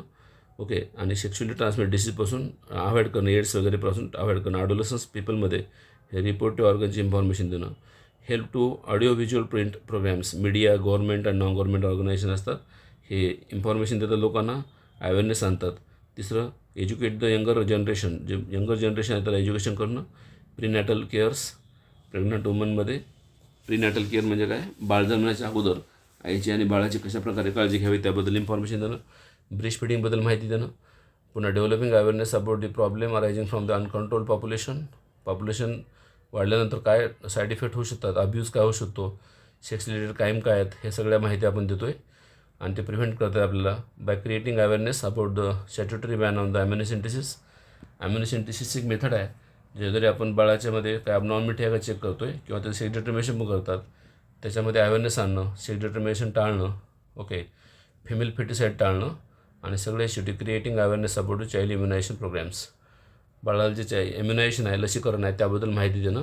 Reducing couples to reduce mortality rate, newborn and maternal mortality rate. कपलला माहिती देणं कशाबद्दल, आईच्या मृत्यूचं किंवा बाळाच्या मृत्यूचं काय कारण आहे, कशामुळे ते वाढत आहे त्याचं कारण माहिती देणं, म्हणजे जेणेकरून ते आपल्याला टाळता येतं. सो हे सगळे मेथड आहेत कशाच्या, RCHचे गोल्स आपण त्यामध्ये सांगितले आहेत. Which hormone are involve in the parturitions, पुढचा क्वेश्चन आहे. पार्ट्रेशनमध्ये म्हणजे डिलिव्हरीमध्ये कोणकोणते हार्मोन्स आपल्याला पाहायला मिळतात. Which hormone involve in the parturition process. Parturition म्हणजे काय, डिलिव्हरी म्हणतो आपण त्याला. त्या डिलिव्हरी प्रोसेसमध्ये कोणकोणते हार्मोन्स इन्व्हॉल्व होतात म्हणले, पुढचा क्वेश्चन आहे. ओके, 8वा नंबर क्वेश्चन आहे. कोणकोणते हार्मोन्स पार्ट्रेशन प्रोसेसमध्ये इन्व्हॉल्व होतात. पार्ट्रेशनला आपण म्हणतो आहे डिलिव्हरी. मी तुम्हाला पहिलं सांगितलं डिलिव्हरीच्यामध्ये वेगळे हार्मोन्स इन्व्हॉल्व होतात. त्यामध्ये फक्त हार्मोन्सबद्दल तुम्हाला हायलाईट करतो मी. सगळ्यात अगोदर जेव्हा डिलिव्हरी होते त्यावेळेस लेबर पेन होतं मदरमध्ये. लेबर पेन होण्यासाठी एक हार्मोन बनतं कोणतं, ऑक्सिटोसिन नावाचं. ओके, आणि मग त्या ठिकाणी काय होतं बघा, सिग्नल येतं कोणाकडून, बेबीकडून. आणि बेबीच्या बॉडीमध्ये एक हार्मोन तयार होतं कोणतं, ACTH नावाचं, कोणतं आयड्रोनोकॉर्टिकोट्रॉपिक नावाचं हार्मोन तयार होतं. आणि त्या ACTH जे बेबीकडून बनतं ते मदरच्या पिट्युटरीकडे जातं. आणि मदरच्या पिट्युटरीकडे जाऊन मदरच्या पिट्युटरीमध्ये हार्मोन बनवतं कोणतं, ऑक्सिटोसिन नावाचं, त्याला आपण बर्थ हार्मोन म्हणतो आहे. आणि ऑक्सिटोसिनमुळे लेबर पेन होतं आणि युट्रसचं स्ट्रॉंग कॉन्ट्रॅक्शन होतं त्याच वेळेस. त्यानंतर रिलॅक्सिन नावाचं हार्मोन बनतं, रिलॅक्सिन नावाचं. ओके, तर अशा प्रकारे हार्मोन कधी बनतात. So these are all hormones. Okay, question म्हणलं आहे hormones are involve in the parturition process. Parturition प्रोसेसमध्ये कोणकोणत्या प्रकारचे हार्मोन आपल्याला पाहायला मिळतात. तर त्यातलं तुम्हाला पहिला हार्मोन सांगितला बर्थ हार्मोन ऑक्सिटोसिन, जे युट्रसचं कॉन्ट्रॅक्शन करतं आणि ॲक्च्युली ते मिल्कचं सिक्रेशन करतं म्हणून त्याला मिल्क इजेक्टिव्ह हार्मोन म्हणतात. दुसरं हार्मोन आहे कॉर्टिसोल नावाचं. कॉर्टिसोल नावाचं हार्मोन तयार होतं दुसरं. ओके, जे सिग्नल देतं पार्ट्रेशन ॲक्च्युली ओरिजिनेटेड फ्रॉम द फुली डेव्हलप फेटस. कॉर्टिसोल ज्याला आपण ACTH म्हणतो, फेटल इजेक्शन रिफ्लॅक्सिस देतं ACTH. तिसरा इस्ट्रोजन आणि प्रोजेस्टेरॉन. इस्ट्रोजन आणि प्रोजेस्टेरॉन सुद्धा रोल महत्त्वाचा आहे. ओके, लेबरच्या वेळेस oestrogen level rise making the uterus more sensitive to oxytocin आणि increase the number of oxytocin receptor. त्यानंतर चौथा हार्मोन रिलॅक्सिन. रिलॅक्सिन जे आहे ते कॉर्पस ल्युटियमचं आणि प्लासेंटामधून बनतं आणि सजेस्ट कशामुळे ते रिलॅक्स करतं, कशाला, पेल्विक लिगामेंट्स आणि सर्विक्सला, जेणेकरून बेबी इझिली बाहेर यावं. आणि त्यानंतर प्रोस्टाग्लॅन्डिन नावाचा हार्मोन आहे. Prostaglandin trigger by the rise of oxytocin and oestrogen. आणि ह्याचा रोल काय, प्रोस्टाग्लॅन्डिनचा enhance the uterine contraction and help in the repelling effective and efficient displacement करतात, जेणेकरून बेबी इझिली बाहेर यावं म्हणून. त्याला आपण डिलिव्हरी हार्मोन किंवा पार्ट्रेशन हार्मोन म्हणतो आहे. टोटल 5 प्रकारचे हार्मोन आहेत. पुन्हा एकदा सांगाले, ऑक्सिटोसिन, रिलॅक्सिन, कॉर्टिसोल, इस्ट्रोजिन आणि प्रोस्टाग्लॅन्डिन हे 5 हार्मोन असतात आणि 3 स्टेज फॉलो करतात. कोणकोणते 3 स्टेज फॉलो करतात. ओके, पहिली स्टेज डायलेशन स्टेज, दुसरी एक्सपल्शन स्टेज आणि तिसरी बर्थ आफ्टर बर्थ स्टेज. अशा 3 स्टेज ते फॉलो करतात. तर हा 8वा क्वेश्चन आहे. 9 नंबर क्वेश्चन आपण घेतोय आता. 9 नंबर क्वेश्चन आहे लॉंग आन्सर क्वेश्चनमध्ये. क्वेश्चन नंबर 9 आहे, what are the functions of male accessory glands. Male accessory gland जे असतात तुम्हाला माहीत आहे 3 आहेत. सेमिनल वेसिकल एक आहे, प्रोस्टेट ग्लँड एक आहे आणि कॉर्पस ग्लँड एक आहे. या तिन्ही ग्लँडचा काय रोल आहे असं त्यांनी क्वेश्चनमध्ये विचारलं आहे. मेल ॲसिलरी ग्लँडचा काय रोल आहे विचारलं आहे त्यांनी क्वेश्चनमध्ये. ओके, व्हेरी सिम्पल क्वेश्चन, खूप सोपा क्वेश्चन आहे हा. ग्लँड्स जे असतात, कोणकोणते 3 ग्लँड आहे तुम्हाला पहिलं आताच म्हणलो मी. सेमिनल वेसिकल जे सगळ्यात मॅक्झिमम सिक्रेशन करते, 60 to 70% सेमिनल फ्लुइड ॲड करते. त्याचबरोबर त्यामध्ये कोणकोणते केमिकल असतात, फायब्रोजिन असतात जे कोॲग्युलेट करतात सेमनचं, प्रोस्टाग्लँडिन असतात. ओके, रिव्हर्स पेरिस्टिलेट्स करतात, वजनाचं कॉन्ट्रॅक्शन करून स्पर्मला मधल्या दिशेनं खेचतात. ओके, दुसरा आहे प्रोस्टेट ग्लँड जे 20 to 30% लोब असतं, ह्याच्यामध्ये सिक्रेशन असतं. ह्याच्यामध्ये 30% व्हॉल्यूम असतं सेमनची आणि प्रोस्टेट ग्लँडचे लोब आहे तेवढे आणि पर्सेंटेज किती 30%. आणि याच्यामध्ये एन्झाईम असतात, फॉस्फेट व्हेरियस एन्झाईम्स असतात. कोणते ॲसिड फॉस्फेटेज प्रोटेक्ट करतात स्पर्मचं ॲसिडिक एन्व्हायरमेंट प्रोव्हाइड करतात असतं वजनामध्ये, त्याला न्यूट्रलाइज करतात हे. आणि तिसरी जी ग्लँड आहे त्याची कॉर्पस ग्लँड किंवा त्याला म्हणतात बर्बोयुरेथ्रल ग्लँड्स. ह्याचा काय रोल आहे कॉर्पस ग्लँडचा, हे म्युकस सेक्रेट करतं, प्रीजॅक्युलेटरी फ्लुइड तयार करतं आणि लुब्रिकेशन टाळतं, सॉफ्टनिंग एजंट म्हणून काम करतं, अल्कली सिक्रेशन करतं, व्हेरियस म्युकस फ्लुइड वगैरे तयार करून लुब्रिकेशन म्हणून काम करतं. कधी कॉप्युलेशनच्या वेळेस, सेक्शुअल कॉन्टॅक्टच्या वेळेस. ओके, अशा प्रकारे हे 3 ग्लँड्स आपल्याला पाहायला मिळतात, ज्याला आपण ग्लँड्स मेल ॲसिलरी ग्लँड्स आपण म्हणतो आहे, जे रिप्रोडक्शनसाठी सपोर्ट करणाऱ्या ग्लँड्स आहेत आपल्याला दिसतात. लॉंग आन्सरमध्ये सगळ्यात शेवटचा आणि महत्त्वाचा क्वेश्चन जो आहे तुम्हाला दिलेला आहे, that is what is capacitation and give the importance. Capacitation म्हणजे काय आधी समजून घ्या. कॅपॅसिटेशन म्हणजे अशी प्रोसेस की ज्यामध्ये फिजिओलॉजिकली आणि बायोकेमिकल चेंजेस होतात. कुठं स्पर्ममध्ये कोणकोणते चेंजेस होतात, फिजिओलॉजिकल आणि बायोकेमिकल चेंजेस होतात कुठं स्पर्ममध्ये, जेणेकरून फिमेल रिप्रोडक्टिव्ह ट्रॅकमध्ये स्पर्म इझिली पास व्हावं आणि फेलोपियन ट्यूबमध्ये इझिली पास व्हावं, त्याला आपण कॅपॅसिटेशन म्हणतो आहे. आणि कॅपॅसिटेशनमुळं जो स्पर्म आहे 5 to 7 आवर्समध्ये ह्युमनमध्ये असतं त्याचं कालावधी कॅपॅसिटेशनचा.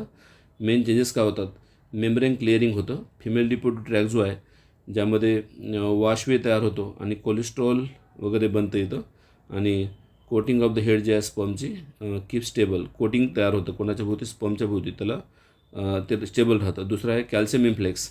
यामध्ये काय होतं, तर sperm membrane become more permeable to calcium ion. Okay, स्पर्मच्यामध्ये काय येतात, कॅल्शियम आयनमध्ये चेंजेस येतात. आणि तिसरं आहे हायपर ॲक्टिवेशन, जेणेकरून कॅल्शियम आयनमध्ये आल्यामुळं काय होतं, ओके, पॉवरफुल वायप्लॅश मुवमेंट होते, स्पर्मची मुवमेंट फास्ट होते आणि त्या थिक एन्व्हायरमेंटमध्ये फेलोपियन ट्यूबमध्ये स्पर्म इझिली पास होतात. ओके, इझिली जातात.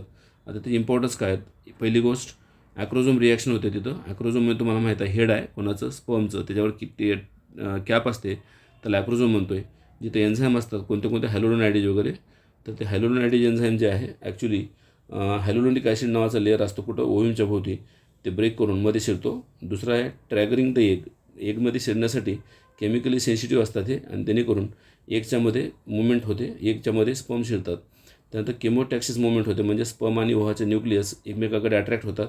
आणि सगळ्यात शेवटी सेफ्टी लॉक होतं, म्हणजे बायोलॉजिकल सेफ्टी लॉक म्हणतो आपण त्याला, जेणेकरून स्पर्म जे आहे ओहामध्ये जाऊन, ओके, एका स्पर्मला फक्त मध्ये परमिशन मिळते आणि मग अशा प्रकारे स्पर्म आणि ओहा दोघांचं फ्युजन होतं.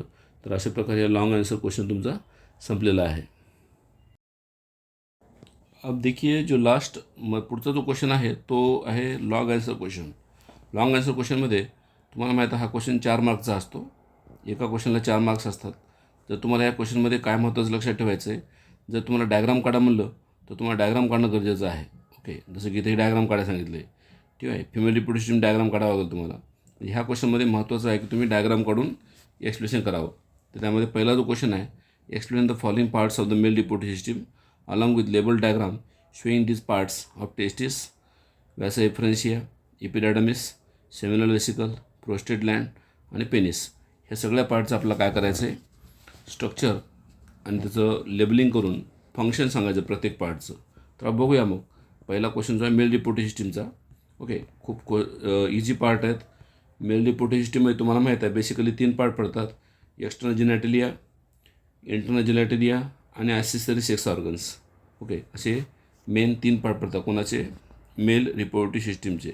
ओके, तर तुम्ही ही डायग्राम पाहिलात मेल रिप्रोडक्टिव्ह सिस्टीम तुम्ही डायग्राम पाहिलात तर तुम्हाला डायग्राम मी तुमच्यासमोर दाखवत आहे इथं. तर तुम्हाला मेल रिप्रोडक्टिव्ह सिस्टीममध्ये कोणकोणत्या पार्टची माहिती द्यायची आहे बघा. तुमच्यासमोर मेल रिप्रोडक्टिव्ह सिस्टीम डायग्राम आहे इथं समोर, ओके, जे बुकमध्ये दिले आहे. आणि या मेल रिप्रोडक्टिव्ह सिस्टीममध्ये तुम्हाला कोणकोणत्या पार्टची माहिती द्यायची आहे बघा. पहिला जो पार्ट आहे दॅट इज फर्स्ट डायग्राममध्ये तुम्हाला द्यायचं पहिला पार्टची माहिती, ओके, जसं की टेस्टिस. ओके, हा जो पार्ट आहे दॅट इज 6 नंबरचा जो पार्ट आहे दॅट इज टेस्टिसची माहिती द्यायची आहे एक. त्यानंतर दुसरा कोणता आहे vasa efferentia. What is vasa efferentia? अशी ट्यूब की जे स्पर्म कॅरी करते कोणीकडून कोणीकडे, टेस्टिसकडून पेनिसकडे, त्याला म्हणतात व्यासा इफरेन्शिया. ओके, 2 नंबरचा पार्ट कोणता आहे व्यासा इफरेन्शिया.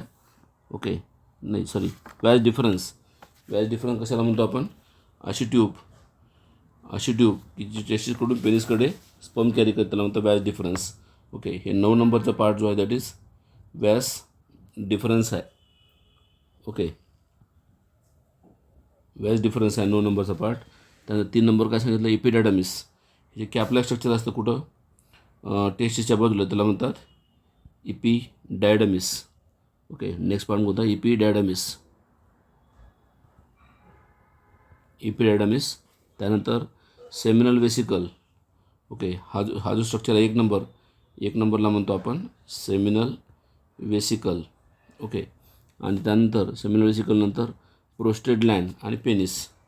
ओके, हे जे पार्ट आहे दॅट इज 8 नंबर पॉईंट जो आहे दॅट इज प्रोस्टेट ग्लँड आणि सगळ्यात शेवटचा पार्ट दॅट इज पेनिस.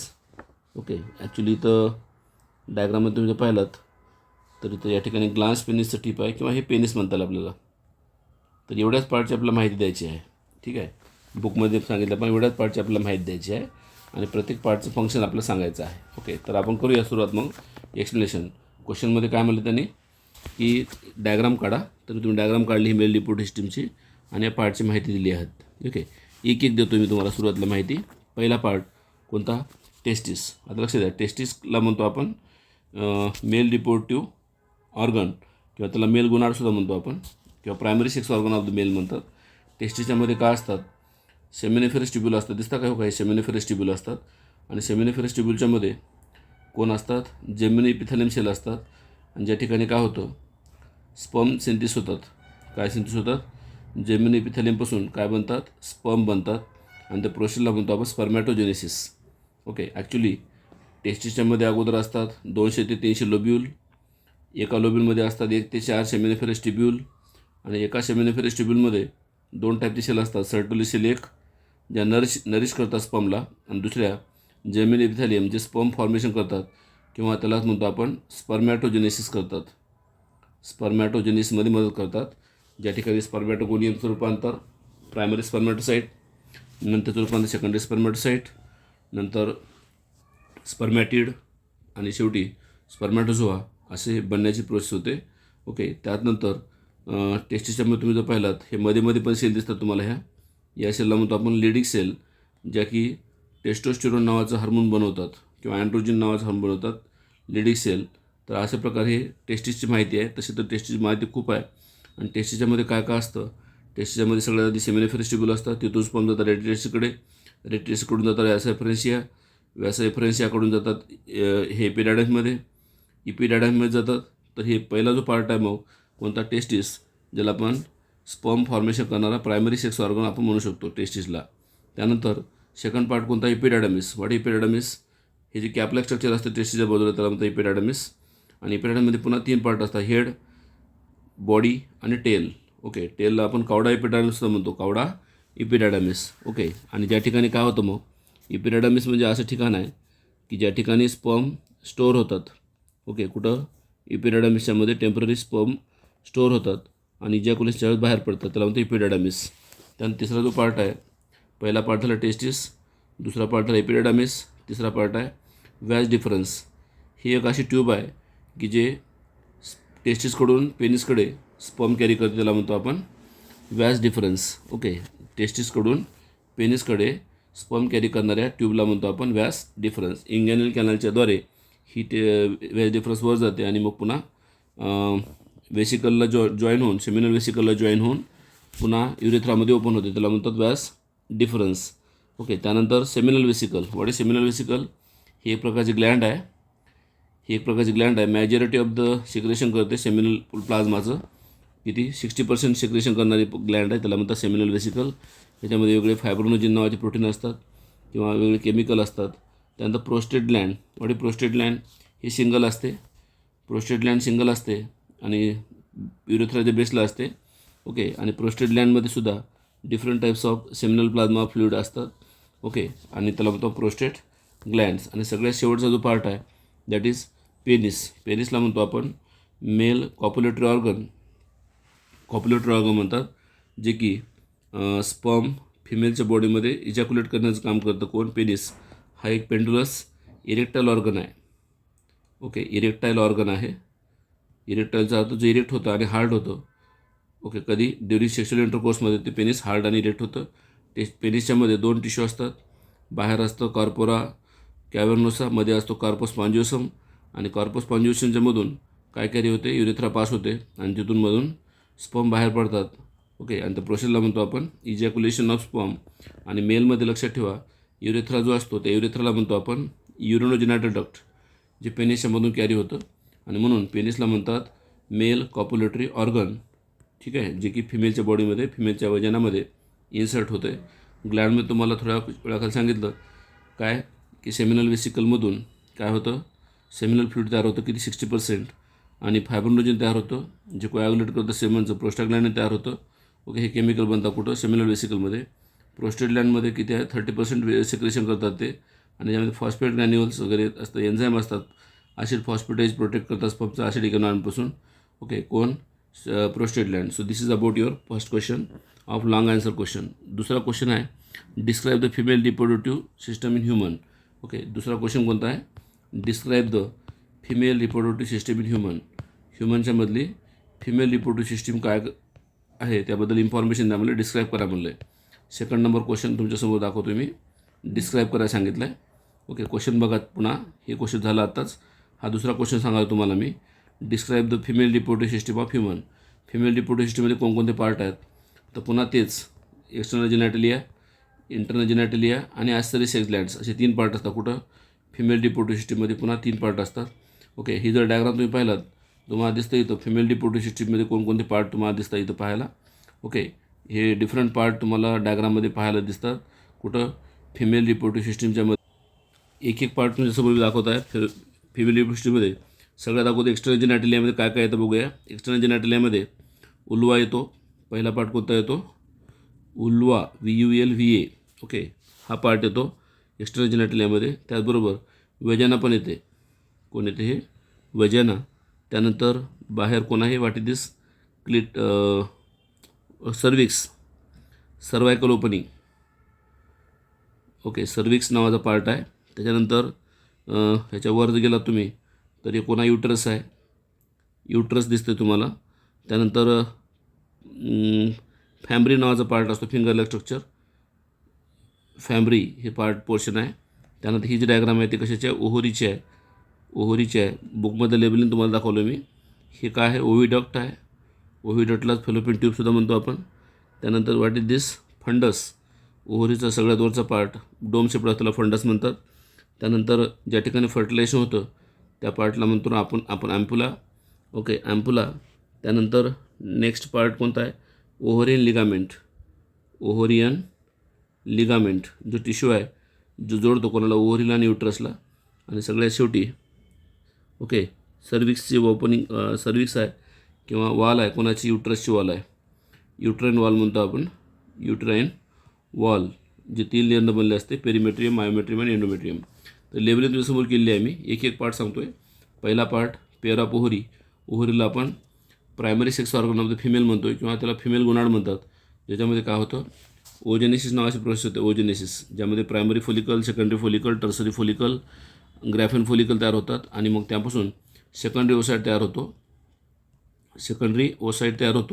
आणि त्या सेकंडरी ओसाईटनंतर शेवटी ओव्ह्यूम बनतं. आणि ओव्हरीमध्ये आणखी एक गोष्ट होते महत्त्वाची, काय की ओव्हरीमध्ये हार्मोन बनतात. कोणते? इस्ट्रोजिन आणि प्रोजेस्टेरॉन. हे 2 हार्मोन तयार होतं कोणामध्ये? ओव्हरीमध्ये. त्याबरोबर रिलॅक्सिन नावाचं हार्मोन बनतं ओव्हरीमध्ये. सो हे स्ट्रक्चर आहे पूर्ण स्ट्रक्चर ऑफ ओव्हरीचं स्ट्रक्चर आणि फंक्शन तुम्हाला सांगितलं मी. दुसरा आहे ओव्हिडक्ट. ओव्हिडक्टला म्हणतात फेलोपियन ट्यूब. हे 3 पार्ट असतात. त्यातला पहिला पार्ट असतो हा इस्थमस, दुसरा पार्ट असतो ॲम्पुला आणि तिसरा पार्ट आहे इन्फंडिबुलम. असे 3 पार्ट असतात कुठं ओव्हिडक्टमध्ये. आणि ओव्हिडक्ट एक असं प्लेस आहे की जिथून स्पर्म आणि ओव्हा कॅरी होतात. आणि ॲम्पुलाच्या ठिकाणी स्पर्म आणि ओव्हाचं फ्युजन होतं, फर्टिलायझेशन होतं. तर तिसरा पार्ट सांगायला युट्रस. युट्रसला आपण पण म्हणतो. मराठीमध्ये गर्भाशयाची पिशवी म्हणतात, ज्यामध्ये स्ट्रक्चरली पाहिलं तर 3 पार्ट असतात, फंडस, बॉडी आणि सर्विक्स असे 3 पार्ट असतात स्ट्रक्चरली. आणि युट्रसची वाल जर पाहिलं 3 लेअरनं बनले असते, पेरिमेट्रियम, मायोमेट्रियम आणि एंडोमेट्रियम. आणि युट्रस असं ठिकाण आहे की ज्या ठिकाणी बेबी कॅरी होतं, बेबी ग्रो होतं, वाढतं, त्याला युट्रस म्हणतात. चौथा पार्ट आहे वजना. वजनाला आपण बर्थ कॅनलसुद्धा म्हणतो, जिथून बेबी बर्थ होते किंवा जिथून पेनिस वगैरे रिशिव होतं, सेक्शुअल कॉन्टॅक्ट केला जातो, त्याला वजनल ओपनिंग म्हणतात. ओके. आणि वजनल ओपनिंगमधून 3 फंक्शन होतात. एक तर मॅन्युअल डिस्चार्ज होतं, दुसरी गोष्ट पेनिस इन्सर्ट होतं आणि तिसरी गोष्ट बर्थ कॅनल. अशी 3 कामं करतो कोण? वजनल ओपनिंग, जे बाहेर असतं, ट्युब्युलर स्ट्रक्चर आहे, मस्क्युलर वॉल आहे. पाचवा पार्ट आहे एक्सटर्नल जेनिटल ऑर्गन, हुलवा. हुलवामध्ये कोण असतं? हुलवामध्ये वेगळे पार्ट असतात. ओके. Vulva contain what? सगळ्यात अगोदर मॉन्स पिबिस. हुलवामध्ये सगळ्यात बाहेर कोण असतं? हे मॉन्स पिबिस. कुशनला स्ट्रक्चर असतं, हेरी असतं, ह्याला म्हणतं मॉन्स पिबिस. ओके. मॉन्स पिबिस. दुसरा पार्ट आहे लॅबिया मेजोरा. लॅबिया मेजोरा. ओके. ह्याला म्हणतं लॅबिया मेजोरा. त्याच्यामध्ये असतो लॅबिया मायनोरा. त्याच्यानंतर मध्ये असतं क्लेटोरिस. लॅबिया मायनोराच्या वरच्या साईडला कोण असतं? हे क्लिटोरिस. त्यानंतर ओपनिंग असतं 2. लॅबिया मायनोराच्यामध्ये 2 ओपनिंग असतात. एक असतं युरेथ्रल ओपनिंग, जिथून युरिन बाहेर येते, आणि दुसरं असतं वजनल ओपनिंग, जिथून पेनिस रिसीव्ह करतात, त्याला वजनल ओपनिंग म्हणतो. आणि या सगळ्याला मिळून आपण म्हणतो हुलवा. ओके. एक्सटर्नल जेनिटल बाहेर दिसणारा पार्ट आहे, त्या सगळ्याला मिळून उलुवा असं म्हणतात. ओके. त्यानंतर पेअर ऑफ वेस्टिब्युलर ग्लँड्स. मी तुम्हाला आता सांगितलं, वेस्टिब्युलच्यावर ओपनिंग होणाऱ्या ग्लँडला म्हणतात वेस्टिब्युलर ग्लँड, किंवा त्यालाच म्हणतो आपण बार्थोलिन ग्लँडसुद्धा म्हणतात. कोणती ग्लँड म्हणतात? बार्थोलिन ग्लँड म्हणतात. आणि या ग्लँडचं काय काम आहे? म्युकस सिक्रेट करतात. सेक्शुअल कॉन्टॅक्टच्या वेळेस म्युकस सिक्रेट करतात प्रिजॅक्युलेटरी फ्लुइडमध्ये. आणि म्युकसमुळं काय होतं? लुब्रिकेशन जे आहे होत नाही. कोणाचं होतं? पेनिस आणि वजनाचं फ्रिक्शन होत नाही, लुब्रिकेशन म्हणून काम करतं. आणि त्यानं सगळ्यात शेवटचा पार्ट मॅमरी ग्लँड्स. मॅमरी ग्लँडमध्ये कोण असतात? मॅमरी लोब असतात. ओके. मॅमरी लोब असतात, मॅमरी डक्ट असतात. ओके. तर हे काय करतात? मग मिल्क प्रोडक्शन करतात, ज्याला आपण ब्रिस्ट म्हणतो. मग मॅमरी ग्लँडला काय म्हणतो? आपण ब्रिस्ट म्हणतो. आणि ब्रिस्टच्या टिपला हे निप्पल असतात, हे मॅमरी लोब्युला आहेत. ओके. मॅमरी ॲल्व्होला असतात, मॅमरी ट्यूब आहेत, पुन्हा मॅमरी डक्ट आहेत. आणि सगळ्यात शेवटी हे सगळं ओपन होतं कुठं? ह्याची ट्रिक तुम्हाला सांगालो आहे, ATD. Okay. Mammary ampulla, mammary tubule, mammary duct. Okay. त्यानंतर कोणतं आहे मग? पुन्हा मॅमरी डक्ट वगैरे म्हणतो आपण त्याला. तर असे ट्यूब आहेत, आणि जिथून काय होतं मग शेवटी मिल्क बाहेर येतं. मिल्क सिक्रेशन होतं कुठून? मॅमरी ग्लँडच्या मधून. आणि त्यामध्ये मदत करतात कोणत्या? लॅक्टोट्रॉपिक हार्मोन नावाचा हार्मोन असतो, किंवा ऑक्सिटोसिन नावाच्या हार्मोनमुळं मिल्क इजेक्शन होतं. तर असे हे काय मॅमरी ग्लँड आहेत, ज्याला आपण ब्रेस्ट म्हणतो आहे. तर हे झाला सेकंड क्वेश्चन तुमचा, कोणता? फिमेल रिप्रोडक्टिव्ह सिस्टीमचा. ओके. त्यानंतर पुढचा जो क्वेश्चन आहे तुम्हाला दिलेला, ओके, तुमच्या बुकमध्ये दिलेला नेक्स्ट क्वेश्चन जो आहे लॉंग आन्सर क्वेश्चनमध्ये, पुढचा जो क्वेश्चन दिला लॉंग आन्सर क्वेश्चनमध्ये, okay, that is third, describe the process of fertilisation. फर्टिलायझेशन कशा प्रकारे होतं हा क्वेश्चन तुम्हाला दिलेला आहे. फर्टिलायझेशनमध्ये मेल आणि फिमेल गॅमेटचं फ्युजन कसं होतं? ओके. काय काय प्रोसेस होते त्याला म्हणतात फर्टिलायझेशन प्रोसेस. ते कशा प्रकारे होते फर्टिलायझेशन त्याबद्दल तुम्हाला इन्फॉर्मेशन द्यायची आहे. इन शॉर्ट तसं लॉंग आन्सर क्वेश्चन आहे हा. आणि फर्टिलायझेशन प्रोसेस पण खूप मोठी आहे. डेव्हलपमेंट ऑफ एम्ब्रियो किंवा फर्टिलायझेशन प्रोसेस पण खूप मोठी आहे. ते पूर्ण काय आपण डिस्कस करणार नाही ऑल प्रोसेस. सो फर्टिलायझेशनमध्ये काय होतं? ओके. स्ट्रक्चर ऑफ ओह्यूम तुम्ही स्टडी केला तर ऑलरेडी. फर्टिलायझेशनला दुसरं नाव आहे सिंगॅमी. आणि सिंगॅमीमध्ये काय होतं मग? मेल गॅमेटचं आणि फिमेल गॅमेटचं फ्युजन होतं आणि डिप्लॉइड स्ट्रक्चर बनतं कोणतं? झायगोट. तर अदर ह्युमनमध्ये किंवा अदर मॅमल्समध्ये सुद्धा फर्टिलायझेशन होतं. आणि ॲम्पुलामध्ये किंवा फेलोपियन ट्यूबमध्ये होतं फर्टिलायझेशन, तुम्हाला आताच म्हणलं मी. आणि नंतर एम्ब्रिओ डेव्हलप होतो. कुठं? फर्टिलायझेशन नंतर एम्ब्रिओ डेव्हलप होतो. ओके. त्यांनी स्टेजेस दिलेत फर्टिलायझेशन नंतर काय काय होतं. After the sperm penetrate in the secondary oocyte आणि ओसाईट कम्प्लीट मेयोसिस 2. फर्टिलायझेशनच काय होतं? मेयोसिस 2 पूर्ण होतं आणि सेकंड पोलर बॉडी फॉर्म होते. दुसरं, स्पर्म अँड ओह्यूम न्यूक्लिया स्वेल होतात फॉर्मिंग प्रोन्यूक्लिया. पुन्हा प्रोन्यूक्लिया काय होतं? एकमेकात जवळ येतात आणि मायटॉसिस डिव्हिजन करून स्पिंडल फायबर तयार होतं आणि शेवटी क्रोमोझोम ऑफ द प्रोन्यूक्लिया इंटरमिक्स होतात आणि फर्टिलायझेशन पूर्ण होते. तर इथं काय होतं, पहिली गोष्ट बघा मेकॅनिझममध्ये moment of sperm towards egg. अगोदर स्पर्म काय होतात, वजनामध्ये पडल्यानंतर 50% जे स्पर्म असतात ते ब्रोकन होतात, डिस्ट्रॉय होतात. त्यातले बाकीचे 50% जे असतात ते कॅपॅसिटेशनमुळे कॅल्शियम वगैरे एंट्री करतात. स्पर्म कॅपॅसिटेशन होतं त्यामध्ये आणि कॅपॅसिटेशन झाल्यामुळं स्पर्ममध्ये एंट्री करतात.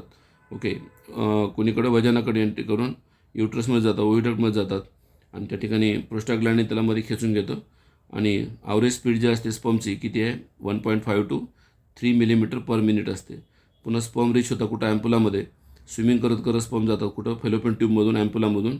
आणि आफ्टर कॅपॅसिटेशन पूर्ण झालं की ॲम्पुलामध्ये 5 मिनिटामध्ये काय होतं, स्पर्म आणि कॅन रिमेन व्हायबल फॉर. हे पण लक्षात ठेवा की स्पर्मचा व्हायबिलिटी पिरियड जो आहे ते 24 ते 48 तास आहे. अबाउट 24 तास जगतात. त्यानंतर एंट्री करतात कोण, स्पर्म कुठं, एगमध्ये. 200 ते 300 मिलियन स्पर्म जवळपास मेलच्या बॉडीमधून स्पर्म इजॅक्युलेट होतात. पण सिंगल स्पर्म फक्त काय करतो, ओह्यूममध्ये शिरतो फक्त. बाकीचे स्पर्म काय करतं मग, झोना पिलुसेडा रिजेक्ट करतं आणि स्पर्म एंट्री करताना त्या ठिकाणी एन्झाईम असतो कुठं, ॲक्रोझोममध्ये. कोणता, हायलोरोनायडेज वगैरे एन्झाईम असतो, ज्यामुळं ब्रेक होतं कोण, कॉर्नर डायडेटा. कारण कॉर्नर डायडेटामध्ये जो हायलोरोनिक ॲसिड असतं आणि त्यामुळं झोना पिलुसेडा फर्टिलायझेशन रिसेप्टर असतं इथं. आणि फर्टिलायझिन, अँटी फर्टिलायझिन कोणाकडं असतं, स्पर्मकडं, विसरू नका. फर्टिलायझिन आणि अँटी फर्टिलायझिन स्पर्मकडं असतं आणि फर्टिलायझिन कोणाकडं असतं. ओके, फर्टिलायझिन अँटी फर्टिलायझिन रिॲक्शन होती त्या ठिकाणी. Fertilisation bind with specific protein, anti fertilizin of sperm. Okay, दोघांचं रिॲक्शन होते आणि स्पर्मानी एक रिॲक्शन झाली की त्या ठिकाणी मग फर्टिलायझेशन अँटी फर्टिलायझिन रिॲक्शन होऊन कम्पॅटेबिलिटी तयार होते. ओके, हे लक्षात ठेवा की अँटी फर्टिलायझिन जे आहे स्पर्म बनवते आणि फर्टिलायझिन जे आहे ते ओहा बनवते. दोघांचं कम्पॅटेबिलिटी होते, फ्युजन होतं. त्यानंतर ॲक्रोझोम रिॲक्शन होते. ॲक्रोझोममधले ॲक्रोझोममधला न्यूक्लियस जो आहे तो हळूहळू मध्ये शिरतो. झोना लायसिन जो ॲक्रोझोम आहे तो ब्रेक करतो कोणाला, झोना पिलुसेडाला. आणि स्पर्म च्या मधला न्यूक्लियस जो आहे हेडमधला तो हळूहळू मध्ये शिरतो, न्यूक्लियस जो आहे. त्यानंतर centriole enter in the egg while remain outside. बाकीचा पार्ट बाहेर राहतो सेंट्रिओल. आणि आफ्टर फर्टिलायझेशन मेम्ब्रेन इनॅक्टिव्हेट होतं, रिसेप्टर ऑफ झोना पिलुसेडा. आणि मग बाकीचे स्पर्म जे आहे ते प्रिव्हेंट करतं कोण, झोना पिलुसेडा, पॉलिस्पर्मी अवॉइड करतं. त्यानंतर नेक्स्ट पॉईंट आहे ॲक्टिवेशन ऑफ ओह्यूम. ओह्यूम ॲक्टिवेट होतो. ओके, आणि मेटाफेज सेकंडमध्ये ओह्यूम ॲक्टिवेट होतो मिओसिस 2मध्ये आणि सेकंड पोलार बॉडी तयार होते आणि त्या ठिकाणी प्रोन्यूक्लियस जो आहे दोघांचे ओह्यूमचा वगैरे ॲक्टिवेट होतो. आणि fusion of egg and sperm, शेवटी प्रोन्यूक्लिया दोघांचे काय होतं, एकमेका जवळजवळ येतं, क्रोमोझोम जे आहे मिक्स होतात, त्याला सिंक कॅरियन म्हणतो. ओके, सिंक कॅरियननंतर दोघांचं फ्युजन होतं कोणाचं, दोन्ही क्रोमोझोमचं. त्याला म्हणतात सिंगॅमी किंवा कॅरिओगॅमी म्हणतात. आणि त्या ठिकाणी सिंक कॅरियन किंवा कॅरिओगॅमीनंतर काय बनतं, ब्लास्टोमेअर बनतात. ओके, आणि सिग्निफिकन्स काय फर्टिलायझेशनचं, तर फर्टिलायझेशनमध्ये सेकंडरी ओसाईडचं प्रोसेस जे आहे ओजनेसिस पूर्ण झाल्यानंतर ओह्यूम बनतं आणि डिप्लॉइड क्रोमोझोम नंबर जे असतात रिस्टोअर होता कुठं, फर्टिलायझेशनमध्ये सिंगॅमीमुळं. आणि ओह्यूममध्ये सेंट्रिओल लॅक असतो, तो सेंट्रिओल स्पर्मकडून येतो ना, कधी, फर्टिलायझेशनमुळं. आणि फर्टिलायझेशनमुळं फ्युजन होतं मेल अँड फिमेल गॅमेटचं आणि त्यामुळे व्हेरिएशन होतं आणि इव्होल्युशन होतं. आणि सेक्स ऑफ द ऑफस्प्रिंग जे आहे ते डिटरमाइन करतात कोण, मेल पार्टनरचं. ह्युमनमध्ये म्हणायचं झालं तर मेल पार्टनर बेबीचा सेक्स डिटरमाइन करतात. सो हे फर्टिलायझेशन सिग्निफिकन्स आपल्याला पाहायला मिळतात. ओके, त्यानंतर पुढचा जो आणि लास्टचा क्वेश्चन तुम्हाला दिलेला आहे तुमच्या बुकमध्ये, पुढचा आणि शेवटचा क्वेश्चन लॉंग आन्सर क्वेश्चनमध्ये जो दिलेला आहे, काय क्वेश्चन आहे बघा, शेवटचा question. Explain the process by which zygote divides into form morula. झायगोटचं काय होतं, डिवाइड अँड डिवाइड होऊन मोरुला तयार होतो. आपल्याला माहीत असेल आफ्टर फर्टिलायझेशन काय होतं, आफ्टर फर्टिलायझेशन काय होतं, झायगोटचं रूपांतर मोरुलामध्ये कसं होतं हे तुम्हाला सांगायचं आहे. ओके, तर सगळ्यात अगोदर तुम्हाला माहीत असेल फर्टिलायझेशन प्रोसेसमध्ये जे फर्टिलायझेशन प्रोसेस आहे त्या फर्टिलायझेशन प्रोसेसमध्ये आपण जर पाहिलात तर सगळ्यात आधी झायगोट असतो. झायगोटचं रूपांतर पुन्हा मोरुलामध्ये होतं. मोरुलाचं रूपांतर ब्लास्टुलामध्ये होतं. ब्लास्टुलाचं रूपांतर गॅस्ट्रुलामध्ये होतं. आणि गॅस्ट्रुलानंतर पुन्हा फेटस बनतो. ओके, काय फरक आहे, झायगोट युनिसेल्युलर आहे, मोरुला 8 ते 16 सेलचा असतो. ओके, ब्लास्टुलामध्ये ब्लास्टोसिस्ट नावाची कॅव्हिटी तयार होते आणि ग्लास्टुलामध्ये 3 जेम लेअर बनतात. कोणते, एक्टोडर्म, मेसोडर्म आणि एंडोडर्म. आणि नंतर फेटस तयार होतं. तर त्याने विचारलं की झायगोटपासून जे मोरुला बनतं तेव्हा काय होतं, तर तुम्ही जर डायग्राममध्ये पाहिलात. ओके, तर इव्हेंटमध्ये काय होतं बघा, इव्हेंटमध्ये सुरुवातीला एम्ब्रियॉन डेव्हलपमेंट होत असताना झायगोटमध्ये काय होतं, सेल डिव्हिजन होऊन अगोदर सिंगॅमीला फर्टिलायझेशन म्हणतात आणि नंतर मग क्लिवेज होतं. वाट क्लिवेज, झायगोटच्या मधले सेल मायटोटिक डिवाईड होतात. 1 चे 2, 2 चे 4, 4 चे 8 आणि 8 चे 16 असे सेल बनतात. मग 16 सेलच्या मासला काय म्हणतो, मोरुला म्हणतो ना, काय म्हणतो, 16 सेलच्या मासला मोरुला. आणि मोरुलामध्ये सेल असतात, त्या सेलला म्हणतो ब्लास्टोमेअर. ब्लास्टोमेअरला म्हणतो आपण एम्ब्रियॉनिक सेल. एम्ब्रियॉनिक सेलला काय म्हणतात, ब्लास्टोमेअर म्हणतात. पुन्हा ग्रोथ होते एम्ब्रियोची. ओके, क्लिवेजनंतर, क्लिवेजचा अर्थ 1 चे सेल 2 ब्रेक होतात अशा, आणि मेटाबॉलिक रेट इंक्रीज होतो सेलचा, आणि सेलचं रॅपिड इंक्रीज होतं cell size. DNA replication fast होतं. ओके, त्या ठिकाणी ऑक्सिजन वगैरे त्या सेलला भरपूर मिळतो आणि ब्लास्टोमेअर तयार होतात मग नंतर. आणि प्रोसेस ऑफ क्लिवेज कशी होती मग, प्रोसेस ऑफ क्लिवेजमध्ये तुम्ही पाहिलात तर झायगोट गेट डिवाईड होतो. झायगोटचं डिव्हिजन होतं सुरुवातीला. पुन्हा इक्वेटोरियल प्लेन आणि हॉरिझॉन्टल डिवाईड होतात आणि रॅडियलसुद्धा होतात. Intermediate cell blastomeres and pre determined. Okay, blastomere सुरुवातीला डिटरमाइन होत नाहीत. ओके, आणि मग फर्स्ट लिवेजमध्ये झायगोटचे 1 चे 2 सेल तयार होतात 30 तासामध्ये. पुन्हा 2 ब्लास्टोमेअर तयार होतात. सेकंड क्लिवेजमध्ये 2 चे 4 सेल तयार होतात किती, 30 तासामध्ये पुन्हा. ओके, आणि पुन्हा त्यानंतर 4 चे 8 सेल तयार होतात पुन्हा. ओके, थर्ड क्लिवेज होतं, थर्ड क्लिवेज. ओके, पुन्हा यंग एम्ब्रियो बनतो मग, आणि पुश टुवर्ड्स युट्रस. हळूहळू तो एम्ब्रियो कोणीकडे सरकतो, युट्रसकडे सरकतो. नंतर मग एम्ब्रियो सॉलिड होतो बॉल, पुन्हा 16 ते 32 सेलचा, आणि त्या 16 ते 32 सेलच्या मासला म्हणतो आपण मोरुला.